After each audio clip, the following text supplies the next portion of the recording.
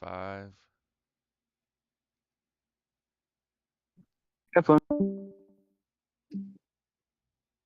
Rip. Bet. Welcome in. We are live. Counting us in. Oh yeah. We are live, buddies.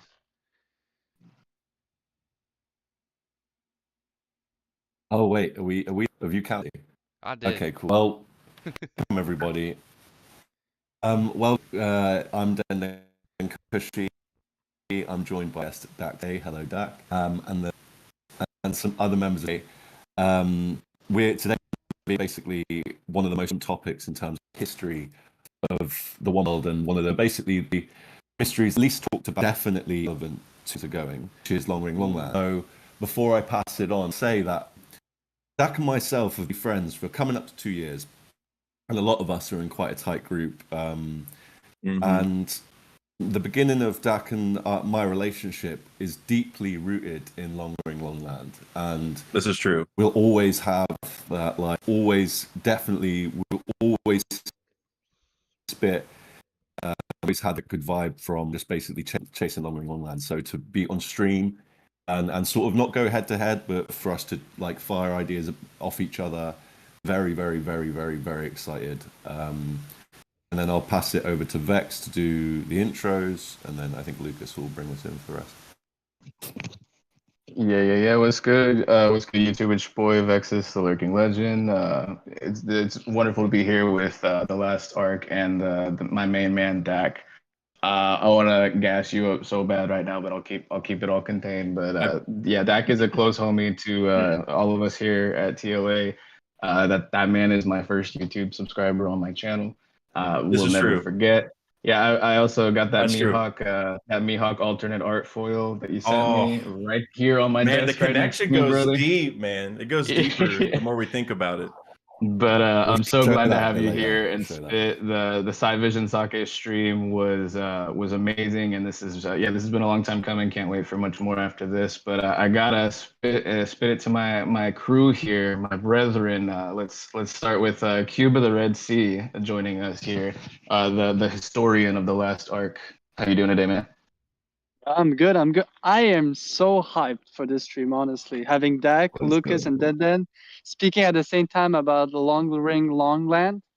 It's gonna be a crazy stream. I feel like the fire, because I'm just also very excited for Lucas and Denden to share what they're thinking about that arc with Dak, and obviously with Vex and Fritz here. It's been great, and the people in the chat. Yeah. Thank you for turning up. Yeah, Yep, and you said, Vex, the last two with Side Vision Sake was a fire stream, so I'm even more excited for this one. So yeah. Oh yeah, we're all hype. Everybody in the chat, shout out to Ghost Train, shout out to Caleb Brown, shout out to 3 Day, Partha, All so many goats. goats. Glad to see all in those here. people you just said are Goats. goats. Every single person you just listed. But we're yeah. getting ready to cook. I'm the chef of the last arc. We have the shipwright hosting the stream for us today. We're joined by Fritz the Ditz live on Twitch.tv. How you doing today, man? I'm doing good, making sure things are cleared up. Definitely been hyping up, sitting in the VC for like the last hour. Always love being in there. I've been in there more often than not now lately. I'm trying to get in there more often. People jump in, Yeah, they good. see me, and they're like, "Oh no, I don't want to talk to this guy." They jump out. That's okay. That's Nah, fine man. with me. I'm all right.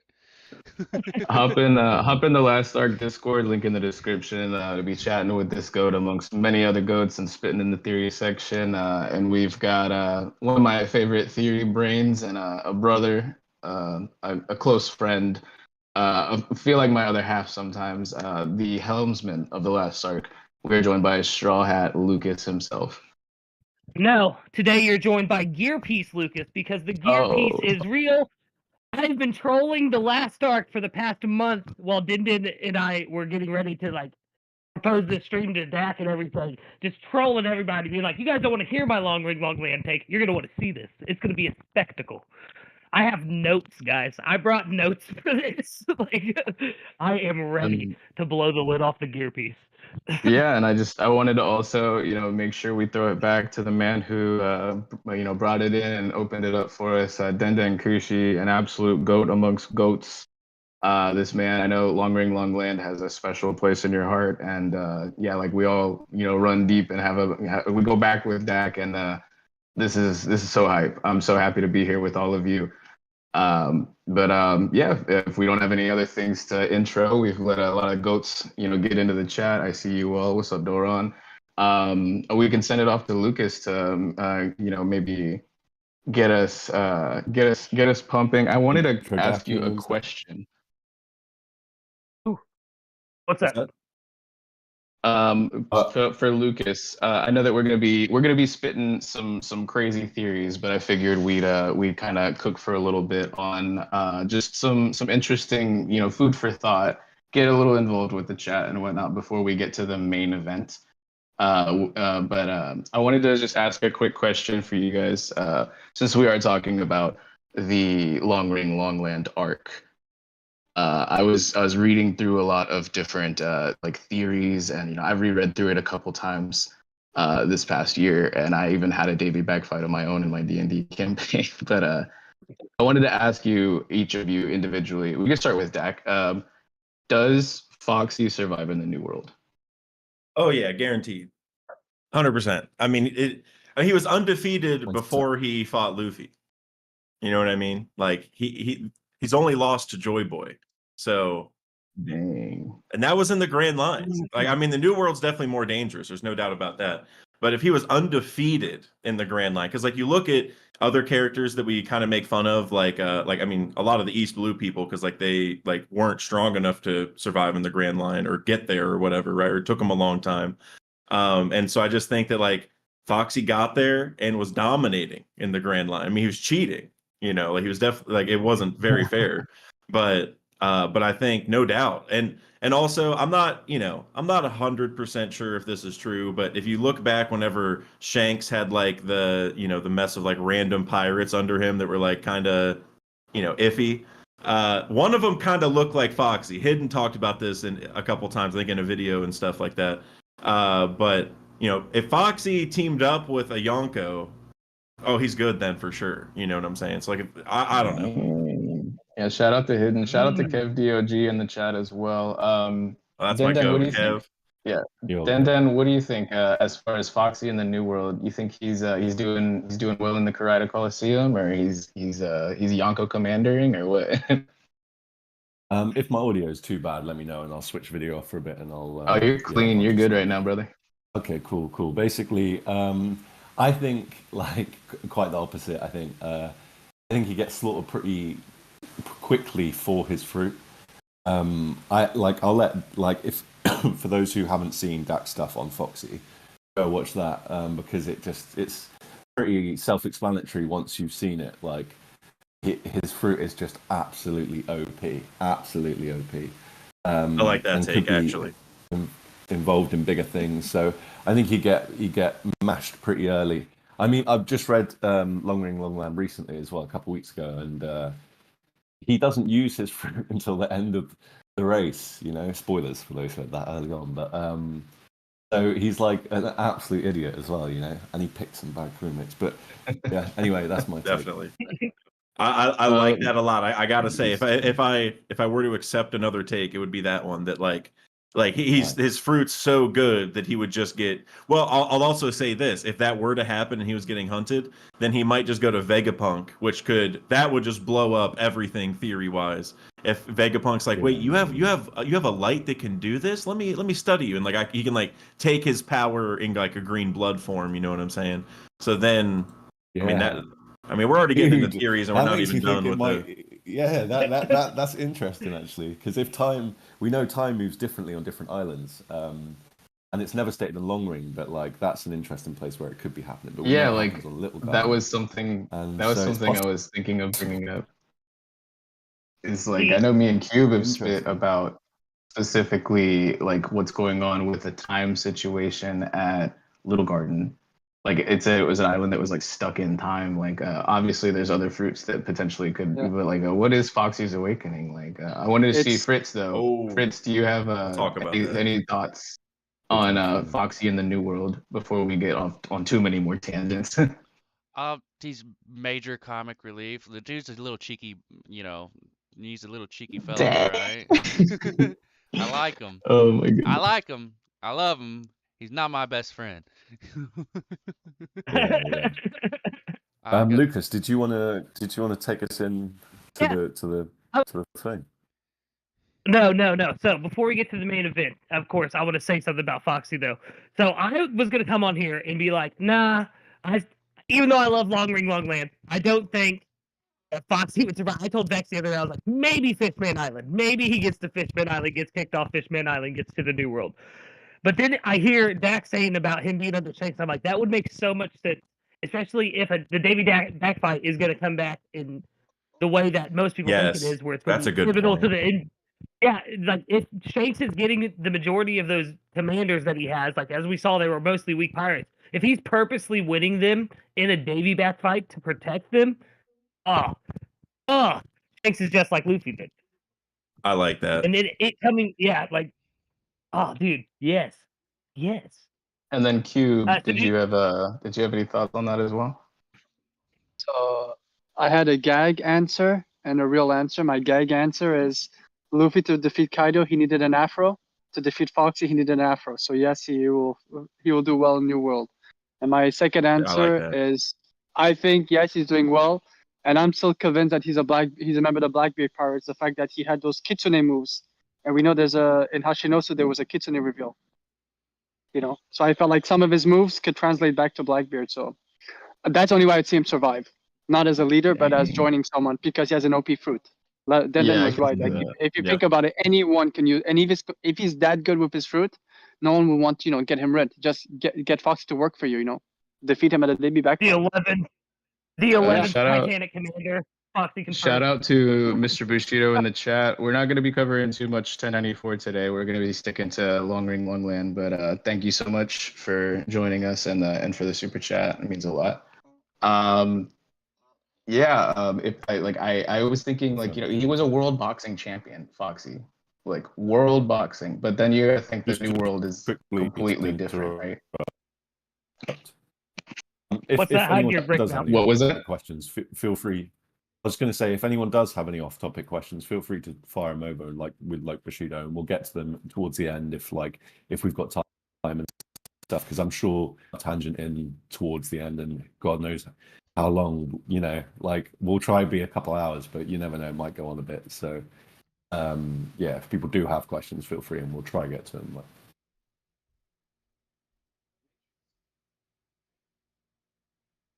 Yeah, I was thinking that as far as like Foxy in the New World, it would be really about the matchup. And I was thinking, do you guys? This is a question I wanted to pose. And hear me out. Can Foxy, you remember? Okay, like Luffy versus Katakuri in the Mirror World. Replace Luffy with Foxy. Is he taking Katakuri?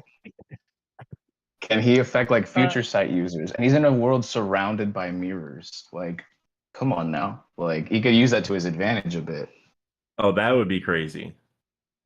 I bet Like, y'all there would just never be thought no about space. this matchup, right? Like seriously, but I've been racking my brain the yeah. past couple of days. This is an interesting fight for me. Like for Luffy, it took him 10 plus hours, right? But like I'm thinking maybe Foxy gets this in 10 minutes, right? Like Well, I'm also curious, now that we've seen people can counteract devil fruit powers with hockey, if you got hit with Foxy's power, could you just like flex your hockey for a second and it would just go away?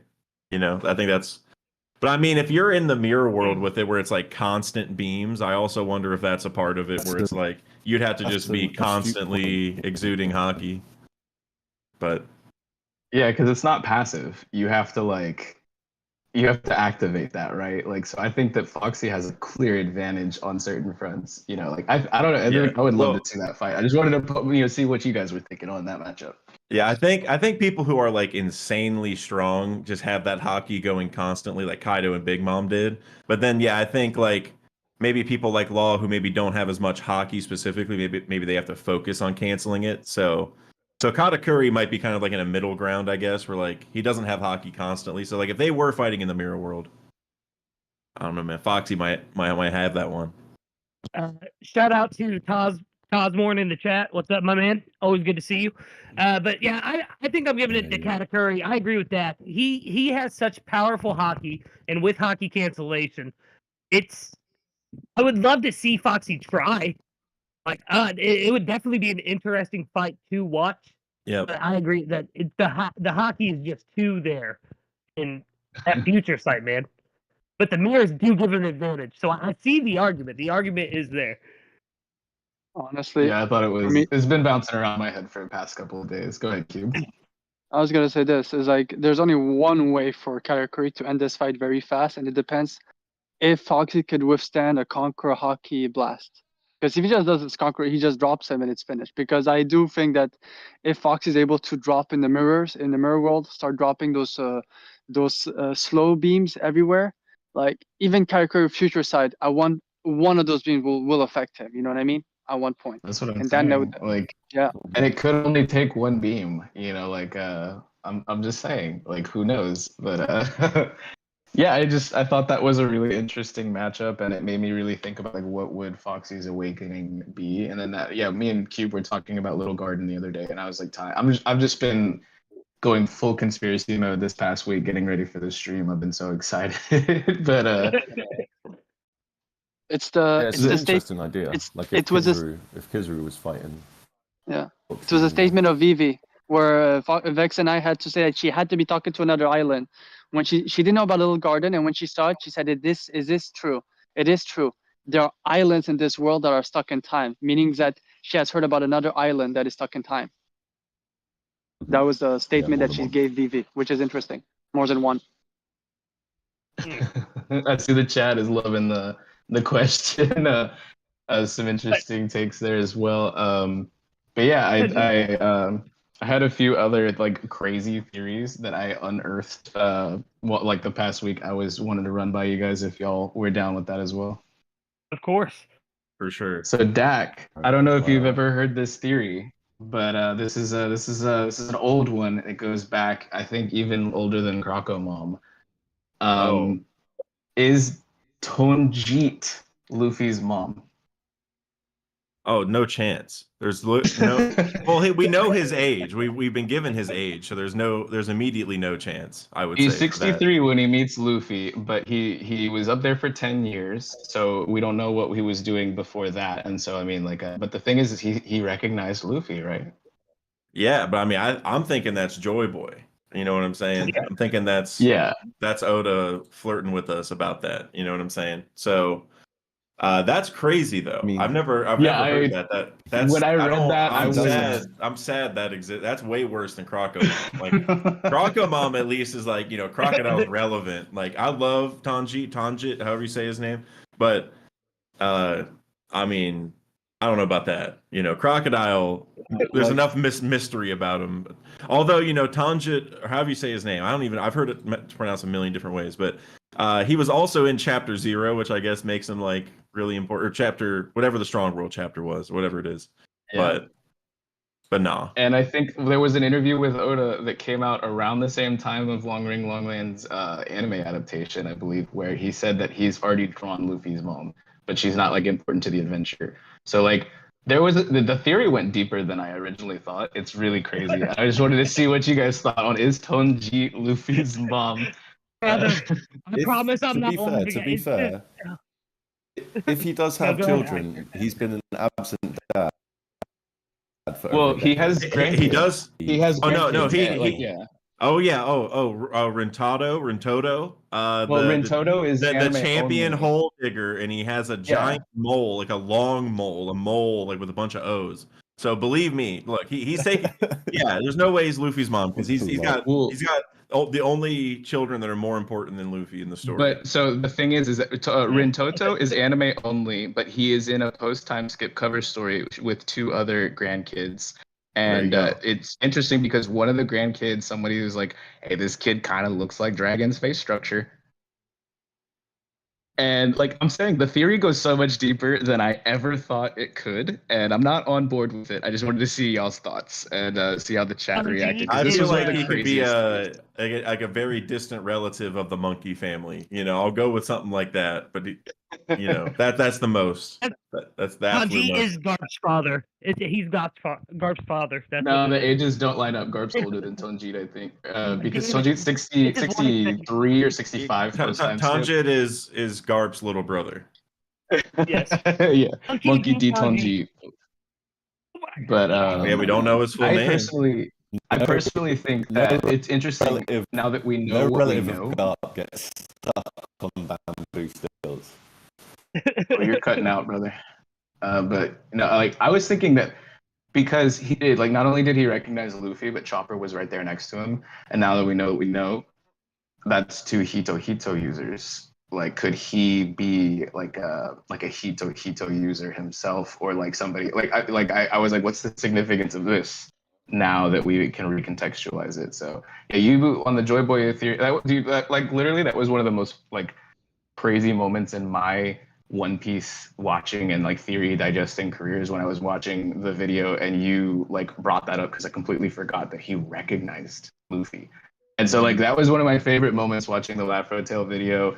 It like literally like shattered glass in my mind and I was just like I was completely dumbstruck when I saw that in your video, Dak. It's one of the most like Man, pivotal moments in my theory career. it would be so crazy to me if like Oda was that forward about it, because like there's all sorts of translation things. Like, is he just I don't know, like is Tanjit thinking like all those people are the people of his village, and then he's like, oh wait, no, I don't know these people. Like, is that there's a lot of ways you could read into it where it's not the Joy Boy thing, but I think when you add all the other stuff together, that could just be Oda like making a huge meta joke about everything, which like I know we said we aren't going to talk that much about the chapter, but I feel like you could say that for a lot of stuff in the recent chapter as well. It's like a lot of just meta, like deeper than it seems kind of jokes. Like every line, it's like, okay, I agree. what does I he really agree. mean? It's like You a know? comment. It's like a commentary, right? Like, Yes. if I'm breaking out, Uh, I'll jump my phone. You are, and I didn't know if you were still breaking up, so I didn't want to say anything more, but you are breaking up a little bit. I'm breaking up with you, Dak. I'm going. No. I'll Oh, jump on my phone. I'll dang. be right back. All right. No worries. Okay. I did have a couple more, maybe not so crazy as that one theories, but Okay. I also wanted to pose a theory or two, but again, before we get to the main event, right? And see exactly what your thoughts were. Is like, I know that there's a lot of interesting speculations as to why the Mero Mero no Mi is so important. And I recently Okay. also kind of found some snippets of theories that I've kind of stitched together now. Do you think that Long Ring Long Land is actually like a creature or something like that? Like somebody put a sea urchin that has been petrified. Mm. I mean, that's And if I feel there like is that's kind of significance interesting. to Laugh Tale being there or something like that, that maybe that's why they need the Marrow Marrow is to unpetrify Long Ring Longland. Maybe Well, it's like a since stomach Aaron. since Roger got there, there like that very likely isn't part of it because he didn't even have Devil Fruit users on his crew other than Buggy, I guess. Um, so I doubt there's any kind of like getting there is limited by that, but the idea that maybe like which like this also ties to the reassemble Joy Boy theory that Randy dropped recently that everyone should go check out. But like maybe like he found out, like he can't maybe like they do need to turn whatever this thing is away from stone, like back to a living thing. But he couldn't because like it needs to happen at a certain time. Like he already knew based off the prophecy or whatever that like, oh, this person isn't even born yet who can actually do this, which like would mean it's more than Boa's fruit. Like maybe there's more to it, but like maybe her fruit turned it into stone, and like she said, you can't turn things back, and like the other people did, so maybe they do need to do something else. I'm not really sure, but um, Yeah. Well, the theory that I had read was saying that specifically Roger said he was too early because the fruit was in Marie Joie, and he wasn't maybe he was sick, so he didn't think that he could. I don't know. That was it's a weak theory now Mhm. that but it was posed like a while back, and so like I don't know. Like it was just an interesting thought of mine as to like what else could be going down with Long Ring Longland because yeah. and they went into like the anatomy of sea urchins and everything like that, and they actually do take in like seawater into their tests, and so that could be like how the ebb happens every couple of years. So it was an interesting theory. I just kind of wanted to see where y'all vibed with it. I just want to real quick. We got a super chat from Michael Evans. my asking guy. us what we all yes, asking us what we all think of Dak's long ring redland theory. It's my favorite theory out there. Dak is a goat. He spits the best facts on long ring long land, and that is why we brought him here today. Because Wait. let's face it, my man knows how Wait. to cook. Just Michael, wait for Lucas to spit his stuff in a few minutes because that goes into the long ring redland stuff. And that we've got some thoughts on that, and there's some spicy stuff we think might be going on with that. So yeah, I think that's a sick theory, and definitely a banger. Yeah, and I want to give a shout out to Michael Evans because he was like one of the people I shouted out in that video. So that might have something to do with why it's his favorite theory out there. But and then I'm gonna ask to cut, if in post, can we cut that shout out as well? Because Michael, right, it took me so long to realize his name was Meave, right? Miejev on Discord. Yep. So out of the comments that you sent me to put in the video, that was the one that screwed me up the most. And then really? because I've known Meave, like I've seen the username Meave for a long time on your server and stuff like that, and I think in TLA server as well. So sorry, Michael, but I think like I asked him before, like, hey man, like your name's Miejev here, and like that's where like most of the images I'm gonna have of you, like it's gonna say Miejev. Do you want me to still say Michael Evans? And I don't even remember what he said, but I just said Michael Evans anyway. And we're just gonna stick with it. But like, dude, neither of them are my name. It's like, okay, Michael is.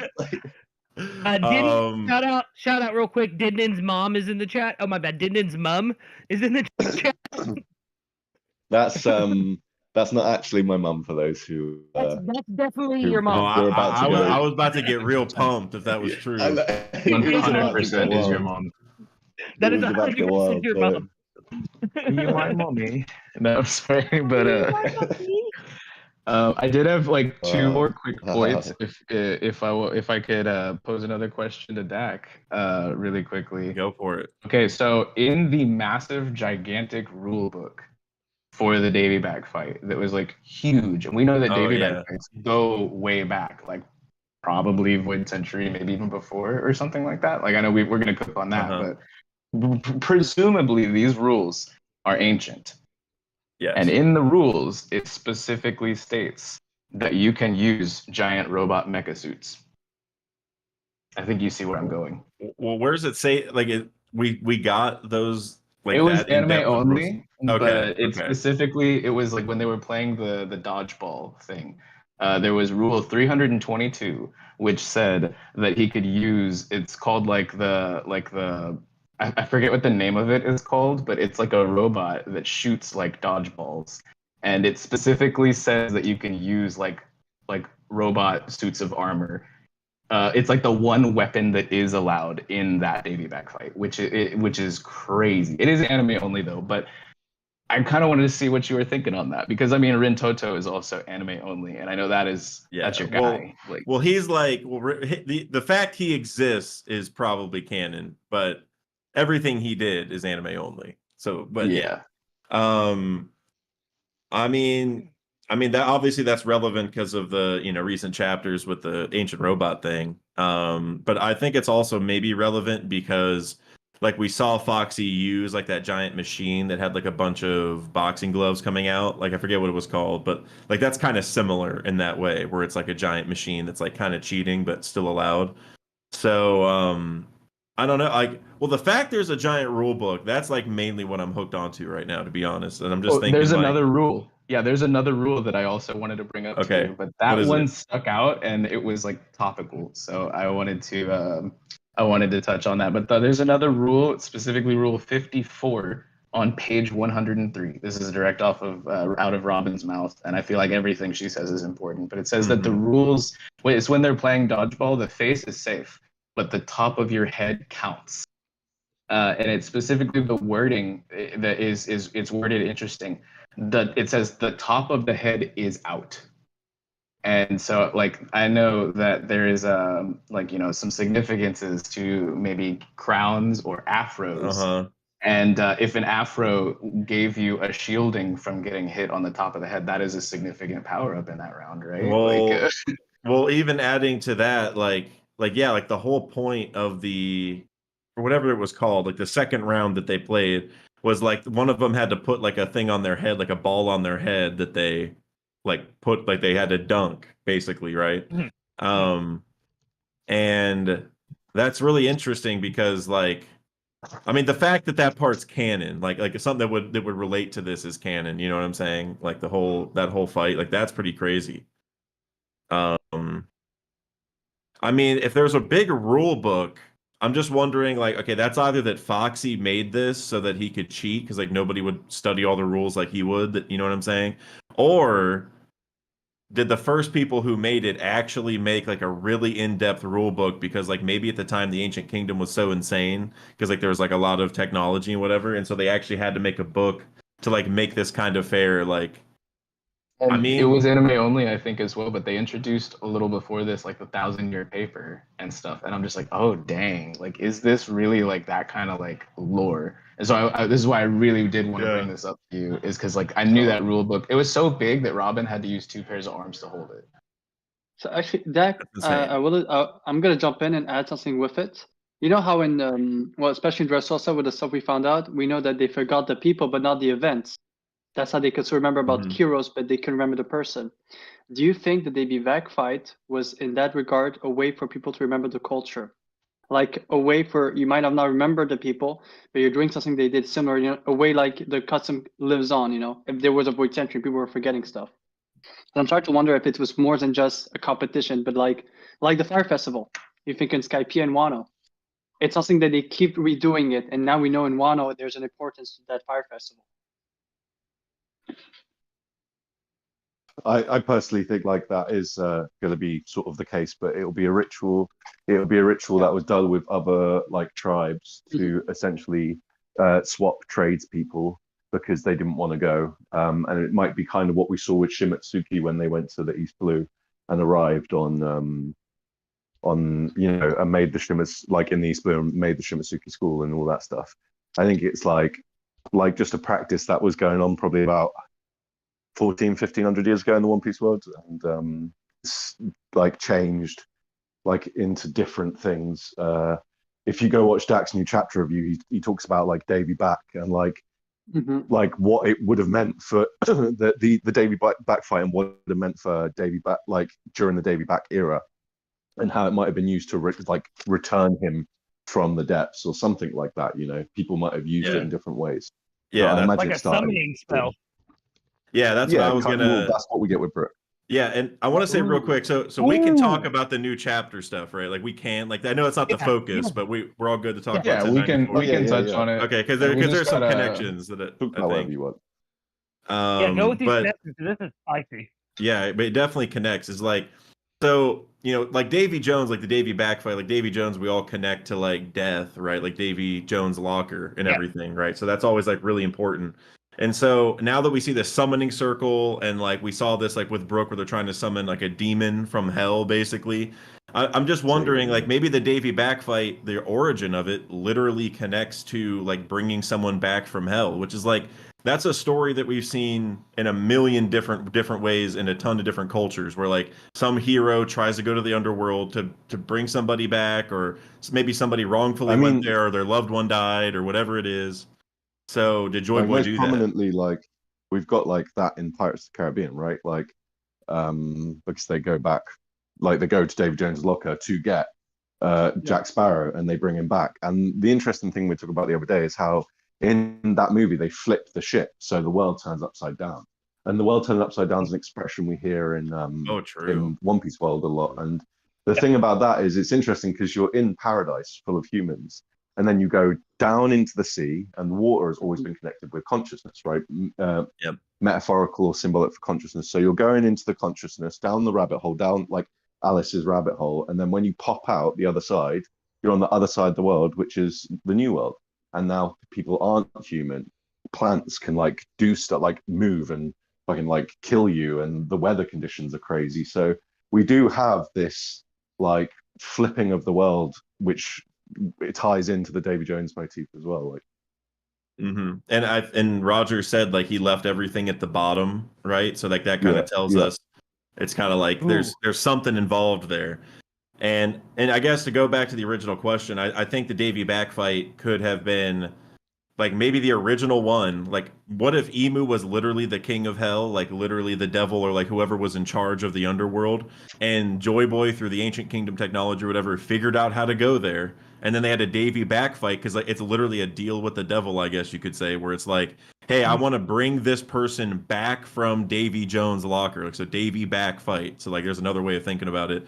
Hey, I want to yeah. bring this person back, and if I and like the way we'll do it is like this game. If you win, then then I'll stay here. If I win, then I bring my person back. So it's like that's how the swapping of crewmates, the idea of it started is literally it was like if I win, I get one of the souls from your underworld thing that you have, all those whatever you have down there, Emu. But then if I win, you get someone from the real world. And then maybe that Yeah. somehow brought Emu up to the real world and now that's how things are being summoned with these circles and stuff. Is like Emu is like, yeah, like well, I was allowed up here, so I'm gonna take advantage of it.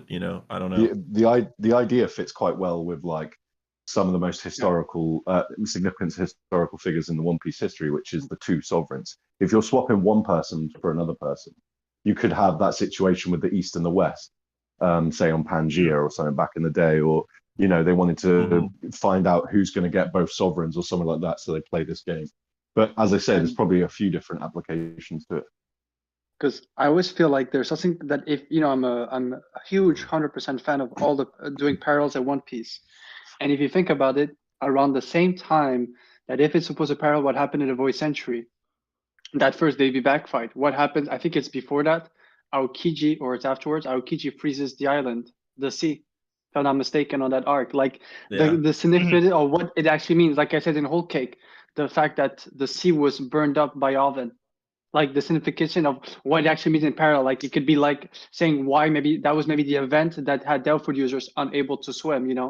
That could be the symbolism. Yeah, It's too interesting. cold or it's too hot for them to swim, so that's why their body just drops. It's like that's why I always felt like there was something more. And I saw it today, your review, and I really liked it because I do believe that there's this concept of deal with the devil. You come back, because I'm starting to believe that people like Pound, Frankie to some extent with the train, is they might have, not realizing it, they did a deal with the devil to come back. Because there are some deaths that are just suspect. I'm wondering if they don't even know that, but because of their will, they were giving an extra life, an extra lifespan in a way.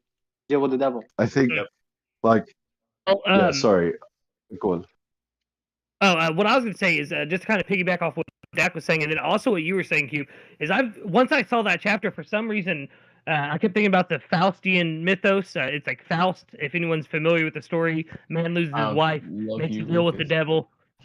Yes, thank you. But now that you're saying Davy back fight, maybe that is what the Faustian deal was. He was getting exactly. Davy Jones back, or getting someone back, and it's Yeah. with Emu. Because I always say Yes. that Emu represents like an antichrist figure, but making them the devil is just as symbolic as an antichrist figure would be. So that's genius, man. Genius. Yeah. Well, it I also love the ties idea into of that being. It also ties into the perpetual youth surgery potentially as like a different so we know that devil fruits are based off of things typically. Like so the op fruit had to be based off of something. So like if there was a progenitor technique that then the op is now mimicking, because we've seen the op mimic other fruits as well. But like I feel like that making a Faustian like deal that could be the original perpetual youth. And so it like Emu could have gotten that instead of like what we're all thinking, Well, and I love there that. is this other legend. I can't remember the yokai at the top of my head. I didn't include it in my video, but Hidden brought it up in his review or in his like reaction, and then I know some people brought it up in my Discord too. But there's this yokai that was like it's like a nun that she lived to be 800 years old, and she got that by eating a fish man. Yeah. And so Yeah, I'm yeah, like, yeah. okay, so you ate a fish man, and got 800 years. Like that is like very emu-esque, and like she like stayed. It was a girl who ate it because like her dad. Like I can't remember exactly, but her dad like left the food out and she ate it or something like that.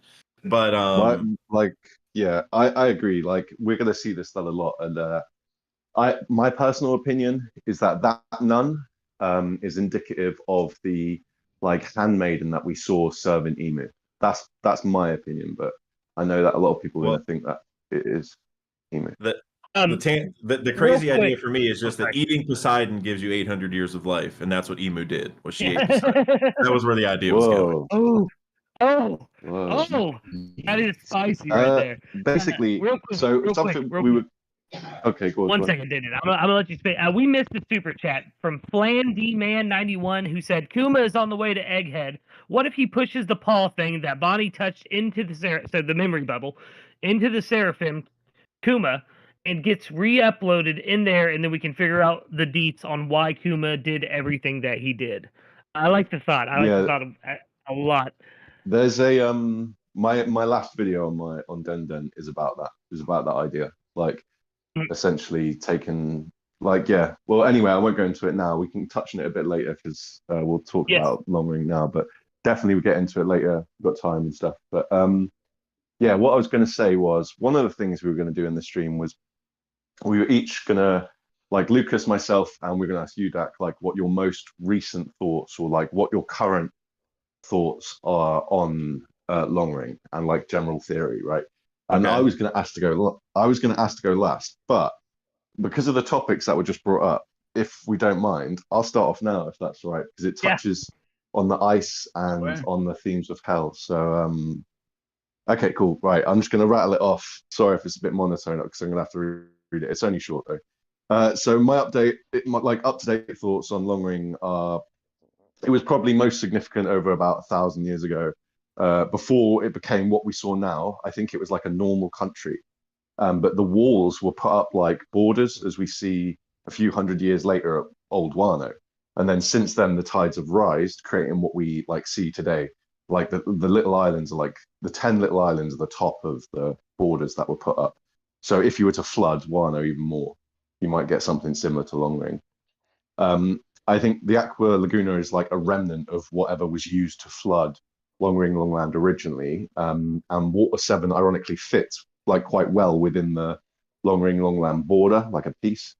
But like we see it with Ennie's Lobby, like there's still a hole there and stuff. So it wouldn't surprise me if the Aqua Laguna was like a byproduct of what was used to flood Long Ring Longland in the first place. But and also I mentioned Water 7, like obviously it's an island that's expressed to like a few characters express just like an island that could float in the future or creating something like that, which I imagine touches on it. And I reckon the flooding was probably initiated by the 20 kingdoms in Emu.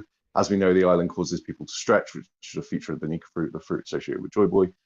So the fascinating thing in the stretching is it only affects animals and Usopp, which is strange, I think, because like Tonji is a long time resident of Long Ring Longland, and he's short, as we know.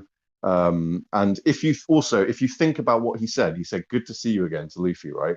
And I know we've discussed the fact that's probably like a reference to maybe he saw Joy Boy or like some analog of Joy Boy, but it's interesting that he says that because what it probably actually is a reference to is the fact that every like decade or whatever people travel to the next island. So he would have known the people even if he's forgotten their face, which I think is a big reference to inherited will.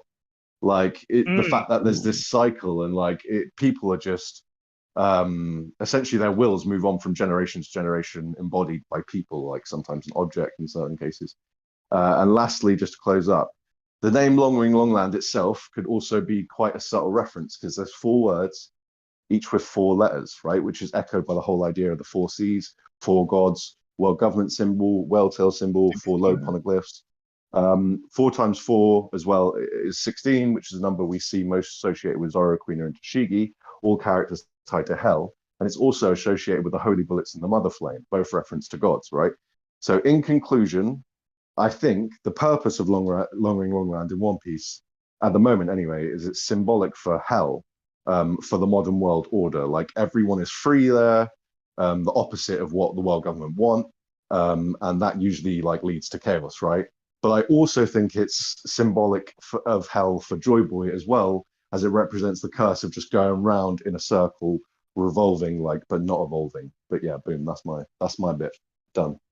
Sorry for the rant. Well, let me add some thoughts that connect it to hell more, because this is the idea that I messaged you about, Den, and I was like, I'll save it. But it's just a good, interesting. it's a good connection. It also ties to the chapter, and I can see everyone in the chat is like dying to talk about the chapter. So here's a really good connection potentially with Long Ring. So you danced around everything except what I thought you were gonna say, which was the idea I mentioned, which is, so you said everything that connects it to hell, at least in comparison to like how the world is or whatever. But I mean, it's literally like a giant circle, and we just saw like a summoning circle thing bring something up from hell, or at least that's what we think about, right? But typically, like it's a pentagram circle, which is gonna be like have like 5 points of a star or whatever, meeting, and like have a circle around it.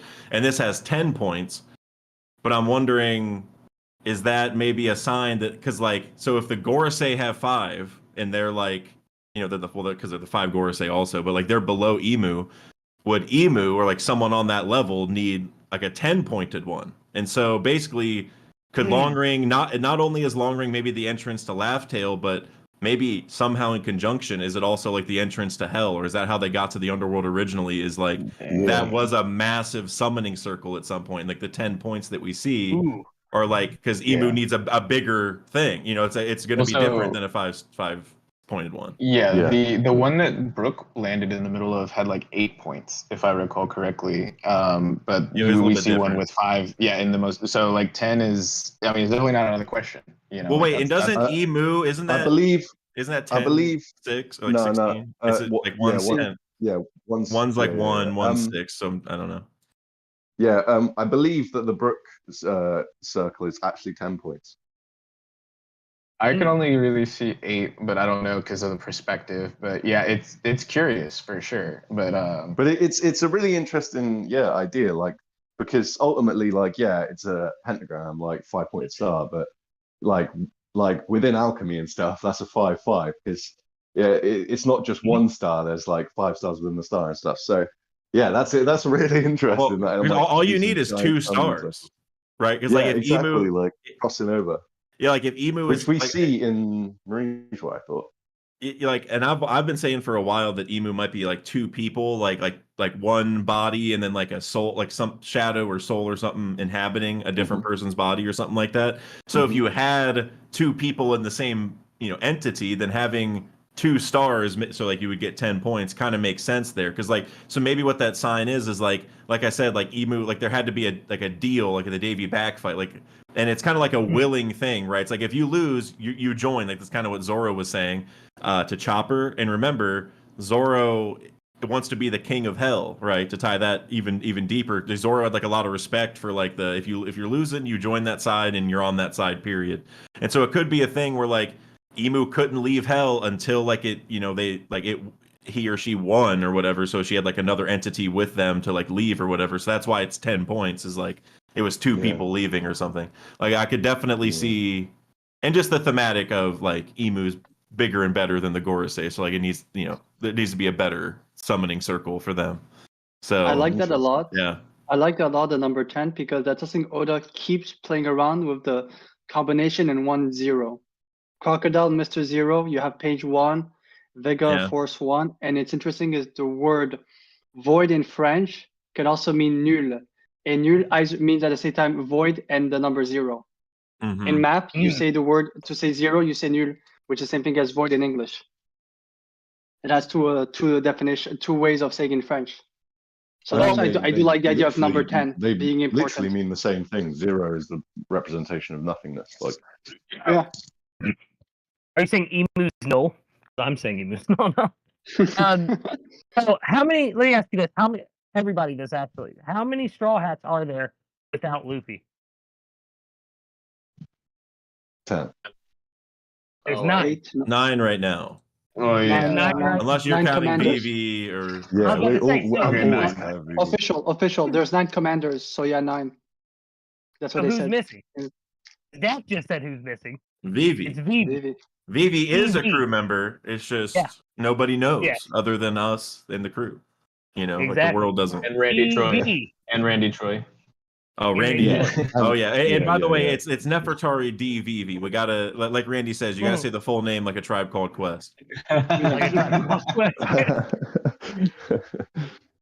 No, because I also think of the circular aspect of Long Ring Long Land, because my big thing with the gear piece thing, man, is I think that Long Ring Long Land is the top of a system that works with a gear. I don't think that Luffy's gonna, like, the One Piece is a gear, or that Luffy's gonna find a gear, but maybe with the help of his crewmates, he can turn into a gear. It's been kind of hinted at a lot with the gears, the Gear 5, maybe Gear 6 is him stretching around Long Land into a gear and turning it, lowering the sea levels, seeing why the destruction of the red line needs to happen. Because once you get down to that original sea level, it's blocking everything off. There's nothing. And you say, there you go, you got to destroy it. It's all blue, and it'll open up Laugh Tale. So I do think Long Ring Long Land is the opening to Laugh Tale as well. But the reason I bring up the 10 thing is because once you guys were saying that, and like 3-Day, the queen in the chat says, VV is 10. She's the 10th Straw Hat. There's 10 points to Long Ring Long Land. So my thought is that if Luffy has to stretch into the gear, or the gear is some kind of mechanism he gets at Laugh Tale, or something before Laugh Tale even,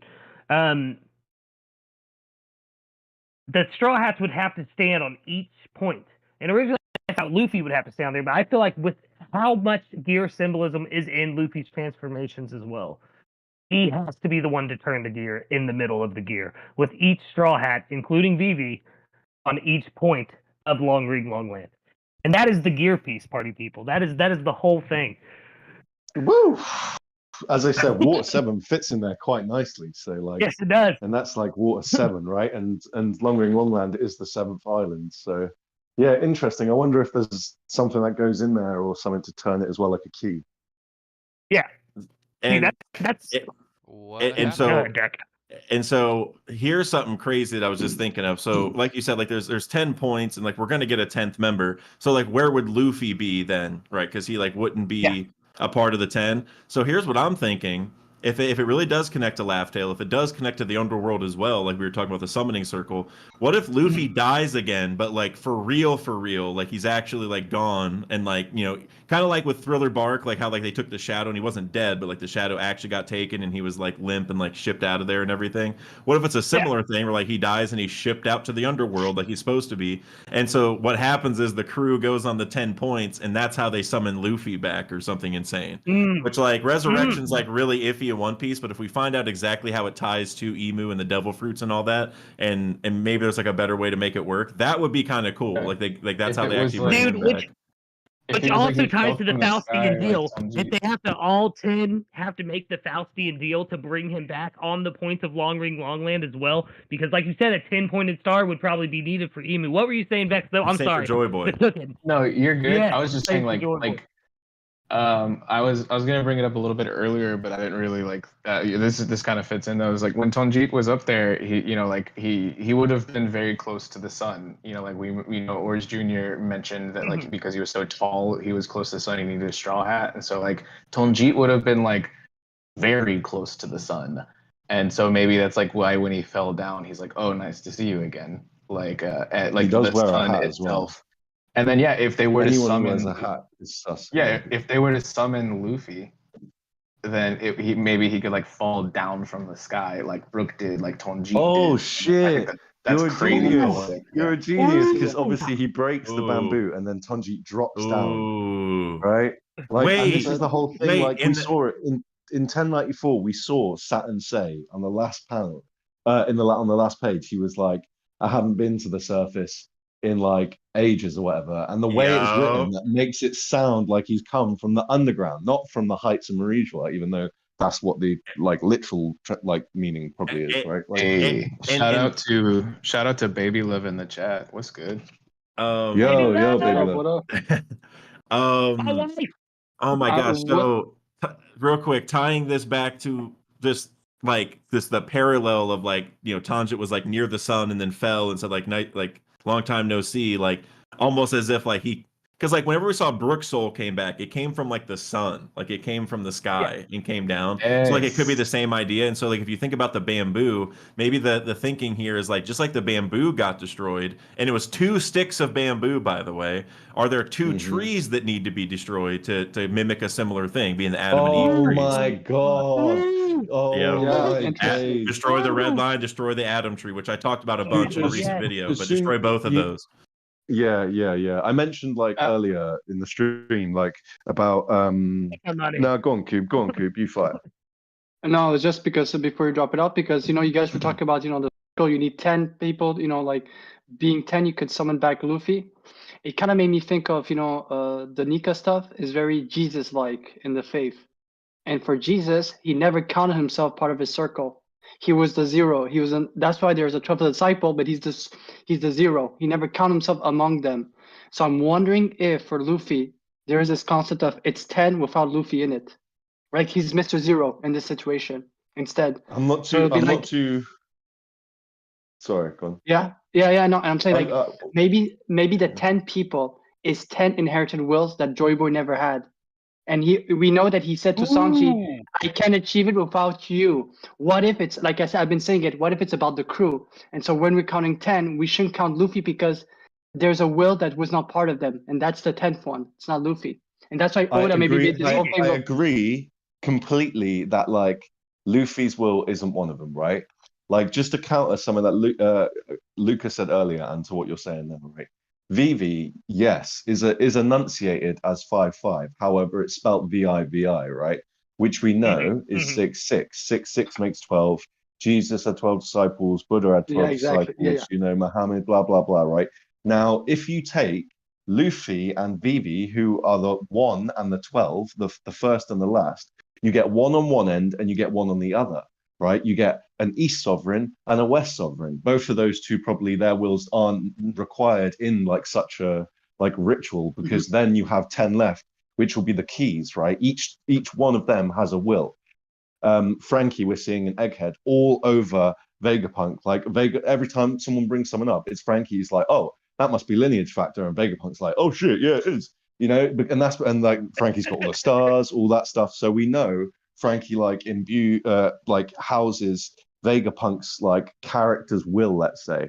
And we see it for loads of other characters throughout. And who do we not see it for? Zoro yet. So it's interesting. It's like maybe later on Zoro will be in Longland again or something like that. Yeah.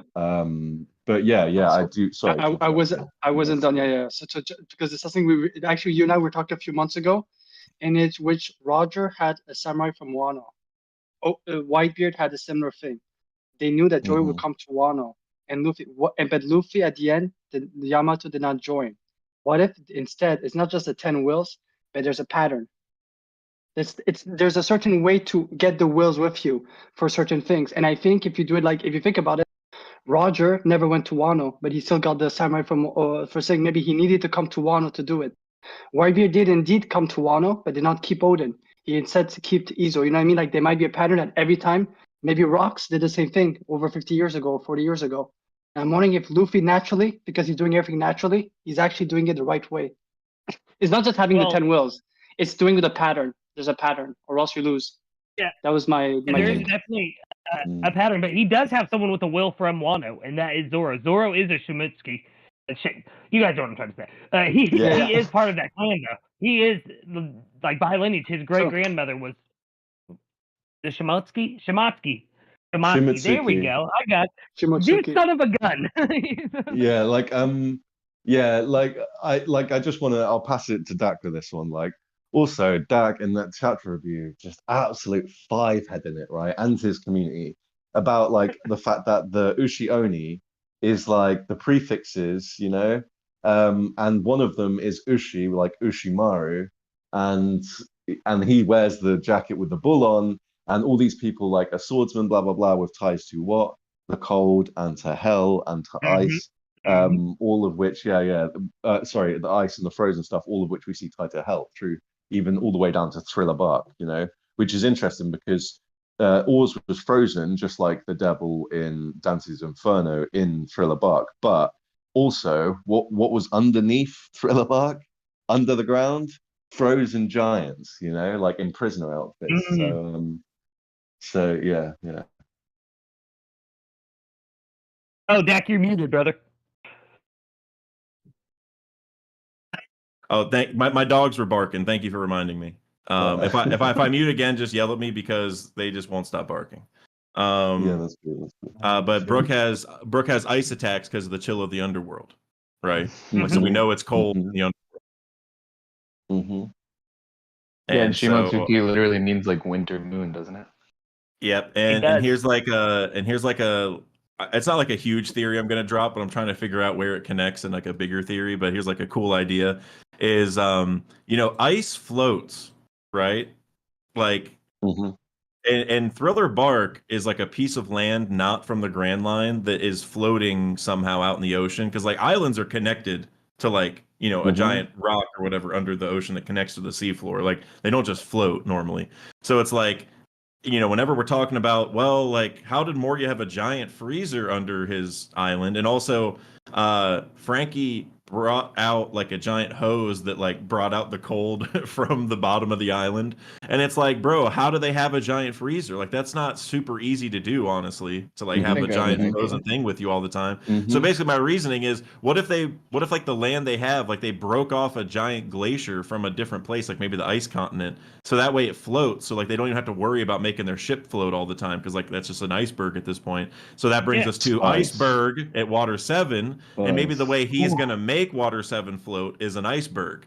And so Oh because my then it'll god. because I it'll just see. naturally balance, and that's his name is Iceberg, and that's his job. Nice. And so Yeah, yeah. then Oh my tying this all back God. to the underworld, does the whole One Piece world as we know it sit on an iceberg that is the underworld? Is that how it works? Okay. Like, Oh Okay. my Oh god. my Well, God. Well, and there's interestingly, right? also one more little tiny footnote to that is that like there is like a constant perpetual mist or fog surrounding Long Ring Longland, and that's exactly what happens when you put water on like dry ice, which would be like if it were ice that's continent true. ice that's been like ice for like a century or like or like 1,000 years.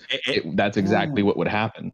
Yeah, and Also, that's what Aqua Laguna is like it's like the steam is building up from like that the ice melting because like it's like ice and yes, then maybe it's getting to normal exactly. and then It's the so it's a excess knock water. up stream but crazier.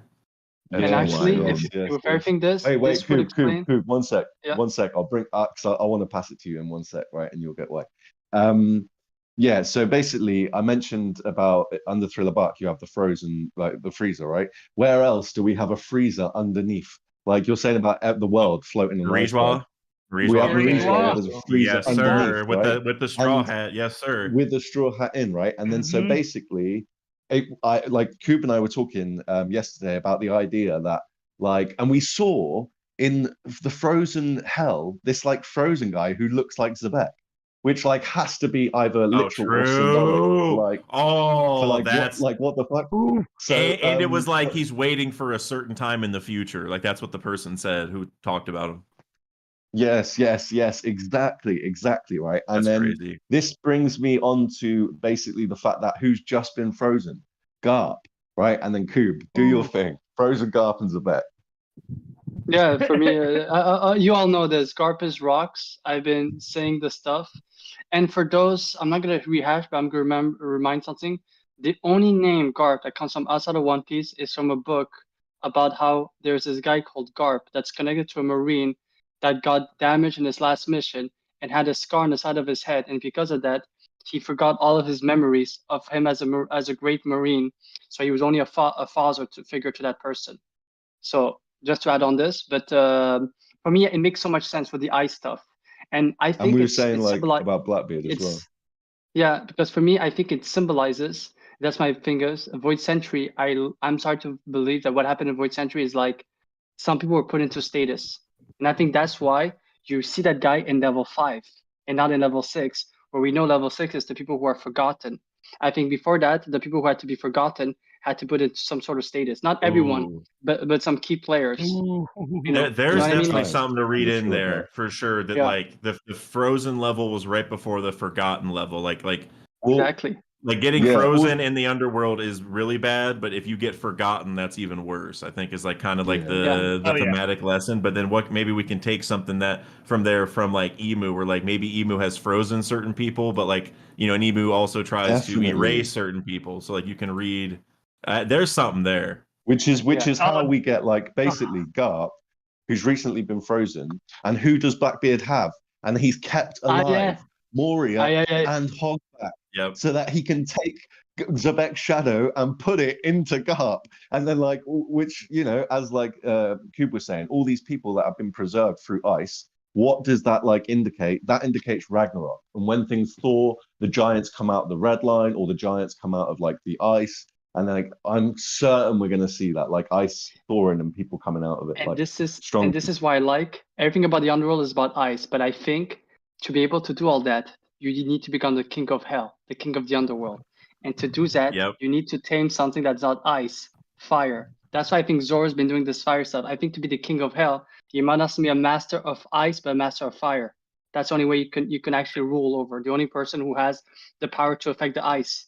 Because I think that's why he's learning fire abilities instead of ice. If you think to become king of hell, it would make sense.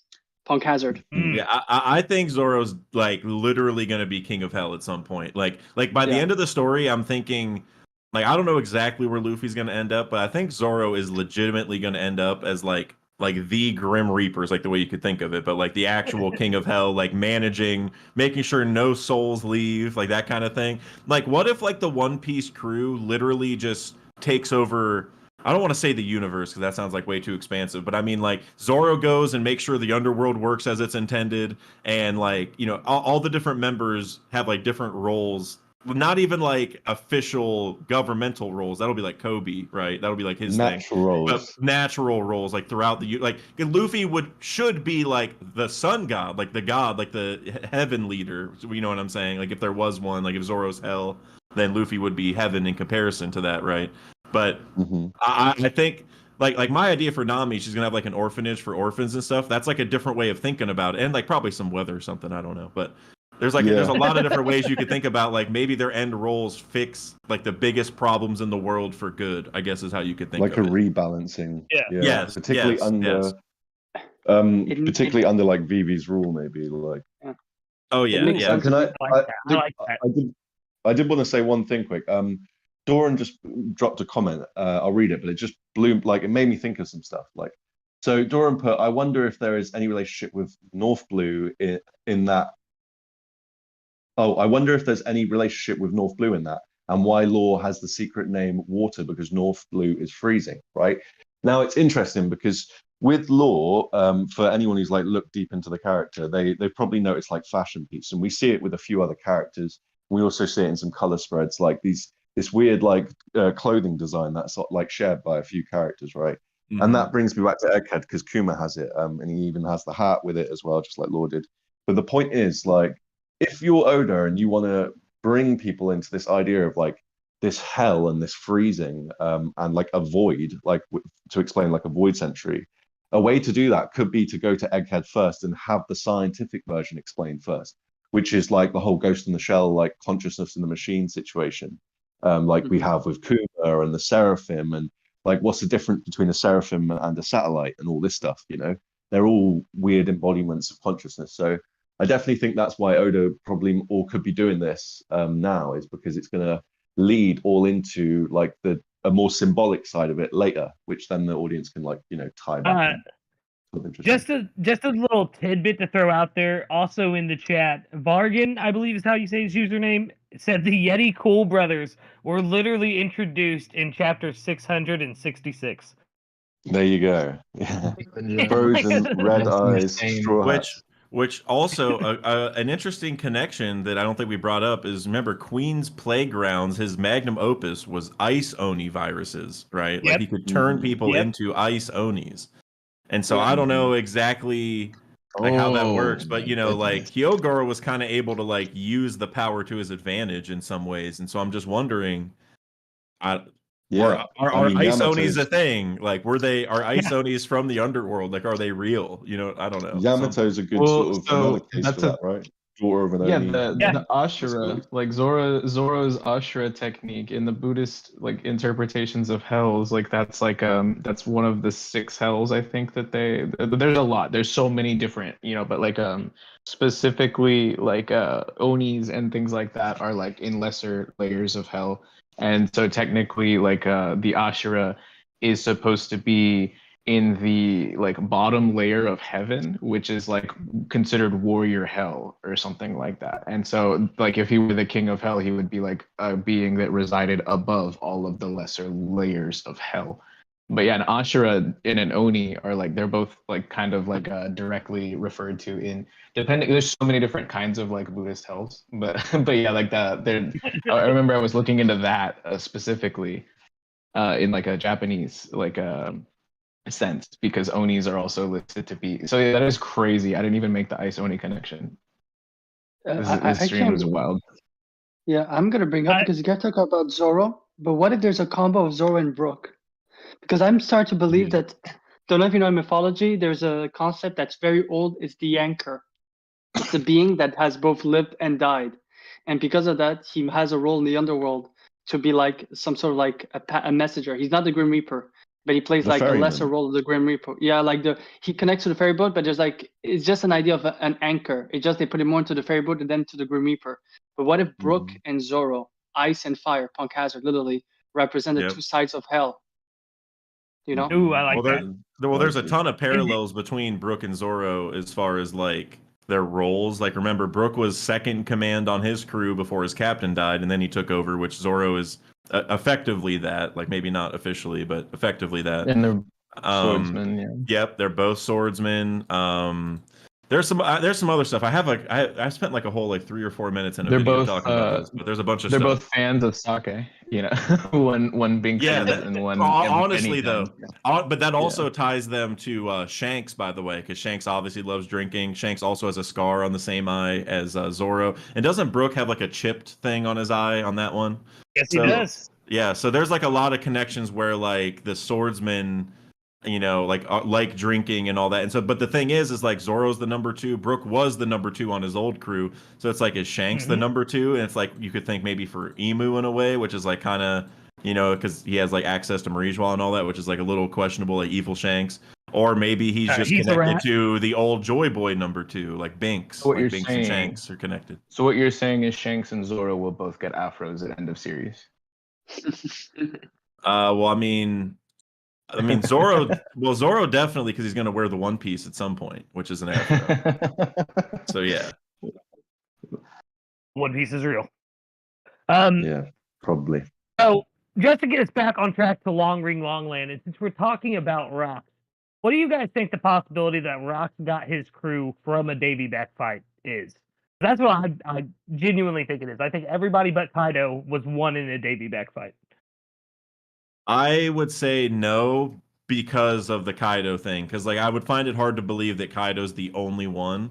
And I also think like a lot like this was pretty early in their careers, so I just don't know if they all had like fleshed out crews before like the Davy Back fight would have happened, if that made sense. Because like in order to do a Davy Back fight, you have to have crew versus crew, and I don't even know how far along everyone really was. Like, did Big Mom and Streusen and Zeus and Prometheus, you know what I mean, do a Davy Back fight? Well, Like, I don't know who else they would have had. Like, because I don't think she would have any children yet, or at least that were combative. You know what I'm saying? Oh, he That's her had crew. she definitely had children. She had children, and even at God Valley, like. But I don't think they would have been combative level by the For time sure, she for would have sure. joined But Rox. you You know can what I'm saying?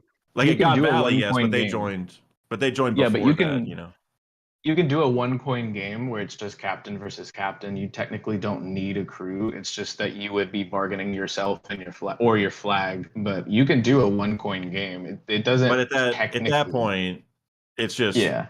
hey, if I It's a defeat you, fight. join my crew. You know, I mean, at that Yeah. point. So I guess if that counts as a Davy Back fight, then I guess. But that's what I see more likely is they just got defeated or just knew they would get think- defeated by Rox, and so they're like, whatever. I think the only one we've seen that had a crew before Rox was Whitebeard. Because we did see his time on that, unless that was Rox's ship, which I don't know if that was confirmed or not. But we see in a Yeah, flashback it was of never Whitebeard confirmed. on his Never ship. confirmed. Yeah, And he Well, seemed to it's- be But that's- looking It's like younger. He was young. Marco's 45, which like he's not like the very first member he got, I don't think, because like he's too young for that because he had older people. Yeah, but it's just like the timeline doesn't add up for them to have like that means they would have had a different crew beforehand. You know what I'm saying? And then they like left them in the dust and then got a new one, which I can't really see that. You know, I can't That's see true. them abandoning their first crew and then getting a whole new one. So Well, I So, mean, so with my- Linland's backstory, she was I'm so sorry, Cube. Just like 2 seconds. Yeah, But like go, she no, was go. stated where she was at was specifically like where she was dropped off after Elbaf was specifically what would become Doto Land, and Streusen was like or like I think her crew existed pre-Rocks, or was starting to exist. I don't know how much of it, like it obviously not like, but I think that because it said specifically there were too many captains, right? Like, Mm-hmm. Yeah. so that's why I That wrote into my D&D that like the first session that we had when we first started up Group 2 for TLA D&D, there was a guy called the Captain Collector. And he specifically was going for cruise captains, and there were like 20 different captains on his crew. So like it was like Oh, sorry, you cut out. Sorry, my bad. but that's like what I thought, like kind of like what Rox was doing is he was just going and like sniping people's captains. Mm, mm. So Fritz, are you with us? I think he must be AFK. He must be AFK. That's why. Okay, cool. No worries, no worries, no worries. I was going to So What's pull that? up an image, but I'll do it after Karen. Yeah. Oh, Fritz, just while Coop's talking, can you do me a favor? Can you just pull an image of? Oh no, wait, you can't do that actually because you're non-spoilers, are you? And you're not up to date, so actually forget it. Go on, Coop. I You have you to be carry on. very careful what I Okay. listen to. So to answer to Lucas's question about Pirate Crew, and obviously it's my theory about Garp's rocks, but I remember this parallel that I give that I think when they read the newspaper about the rocks, that's where I do my theory. It feels like it's a parallel to when Law was named, made an alliance with Luffy before Dressrosa, and Law's reaction by reading the newspaper is, "Why the hell are they saying I'm your underling?" And now I'll say this: what if instead of Rocks Pirates, they would be the Rocks Alliance? And even more, there's another organization, the only other organization that would have the same abbreviation that also attacked the world government, the Revolution Army. So that's why I'm wondering if the Rocks was actually an alliance, and to belittle them just for Law and Luffy, they made it seem that it was one entity, one crew. To destroy a bit, the idea that it's this big thing of supernovas coming after them, making them they just got together and they became one group. So that's I would just say. I feel like the way that Yeah. the Rocks Pirates we know of have talked about it, they talked, I almost would say like reverently, like to a degree about Rocks, like not that like they loved him, but like he was a badass, like he was an actual like person that deserved their respect in at least a strength way. And so that would be my kind of holdup is just like if it is like this kind of alliance, that's a little bit different than the way it's depicted. Like I can get that there's going to be different origins, but I feel like Rox, like the whole depiction is that Rox is literally such a badass that they listened to him. You know what I mean? Or they joined him, like they were okay with it. So that's like my kind of holdup is like I don't want to mess with the reverence of Rox. Like the way I see Rox is he's going to be Buggy and Shanks in one person.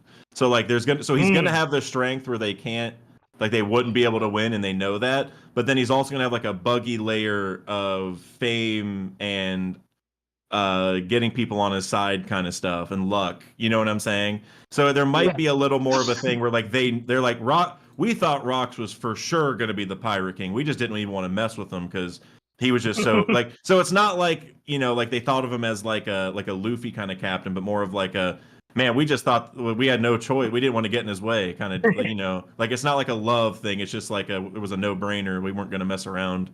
So I don't know. I feel like there's a lot of potential there. Like the fact we're even bringing up so many ideas is what's so cool about that situation. I'm not gonna lie, I can't help but laugh anytime I picture Rocks in my head now. Thank you, Vex and Cube, because we were talking about Cube's French piece the other day. I was like, what if he's Napoleon? Like he's the mirror of Napoleon. He was like 4'3", but his conqueror's hockey was just so off the chart that like everyone was like, no. It's a shame people can't see his profile picture because it's Vex's profile picture is just Zebek's silhouette with the chef's hat on. I saw that. Which is hilarious.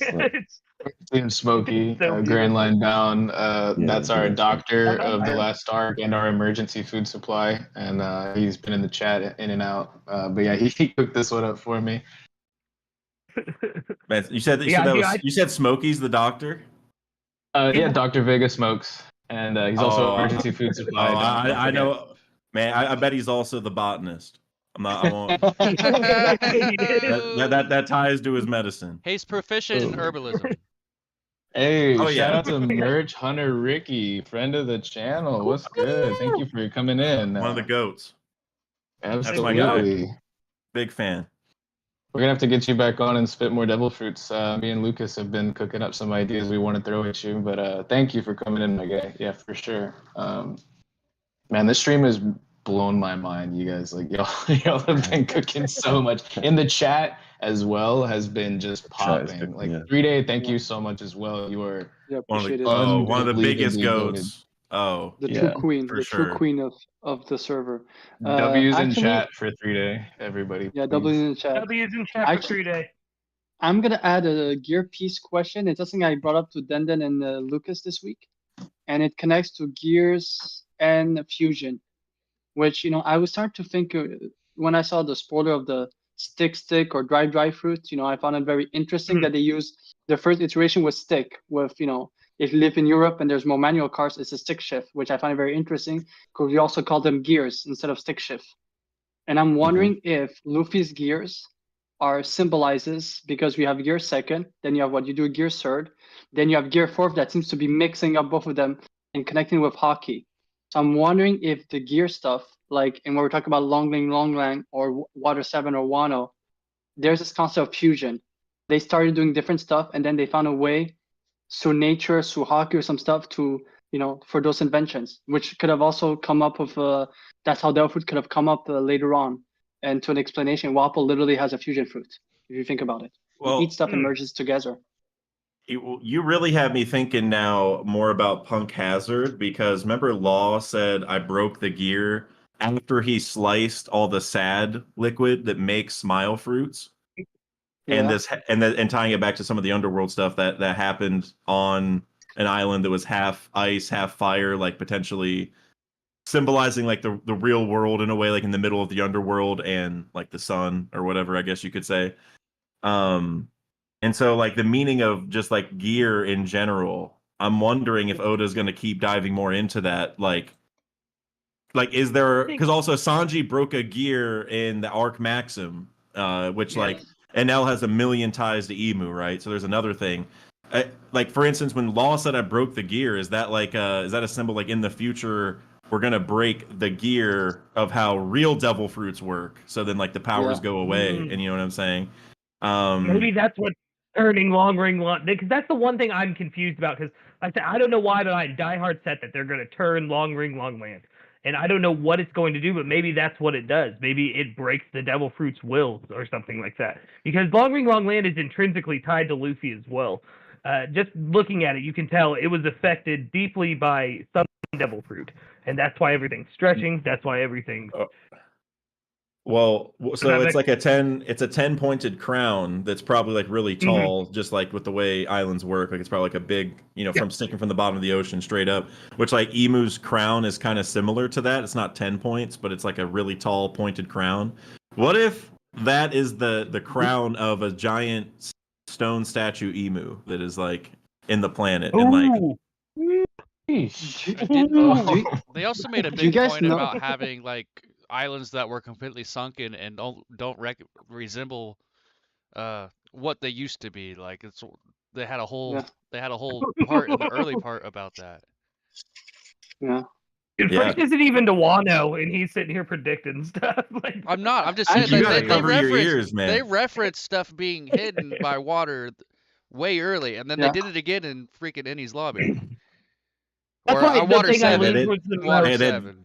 Yeah, man, well, I don't want to spoil. I'm scared to say anything while you're here. I don't Bro, want to spoil you. they have ruined me. Don't worry about Okay. it. Oh my Well, this God. isn't like a major spoiler. It's more of like a theory spoiler for our theories. But all that stuff you just mentioned, man, that's why floods are going to be a huge deal, going forward. Because, Yeah, I agree. Shout out to Terrible TJ member for 5 months saying like do stream.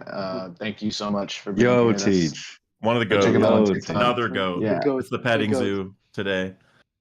Yes, yes. Actually, you might have gave me an idea when you were talking about turning the gears in long ring long land, and it sounds stupid, but it made me think of in mythology because we could connect observation hockey to some sort of psychic ability and how you kill like a psychic king in mythology is through sound waves. The sound wave will disrupt it. And you have Apu's fruit that has an invisible sound that that Luffy and Zoro had to stop to not hear it. What if everything about wills? There's gonna be a sound that will fix everything up. Like maybe Imu did something to wills. That's why they had to create devil fruits.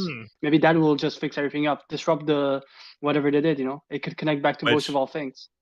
Which, not to try reading into every single thing too much, but if we go back to the Onigashima raid, like right when the Ice Oni stuff started, who was the one to take out Apu? Zoro, the future king of hell or whatever. So you could read into that potentially, like he didn't. I guess you could say he didn't want. This isn't exactly like what was happening in the arc, but I guess if you're trying to like theorize about it, like maybe that's a symbol. He was trying to stop the sound waves from affecting the Ice Oni because maybe that will matter eventually. Like sound waves can throw off whatever, which tying to that even more, like what let Zunisha know that Luffy was Joy Boy? It was the drums of liberation, right? Like hearing the music, the very sound wave, tying it back to Brook also, the guy who's been to the underworld as a musician, So I could definitely see sound being important, guaranteed.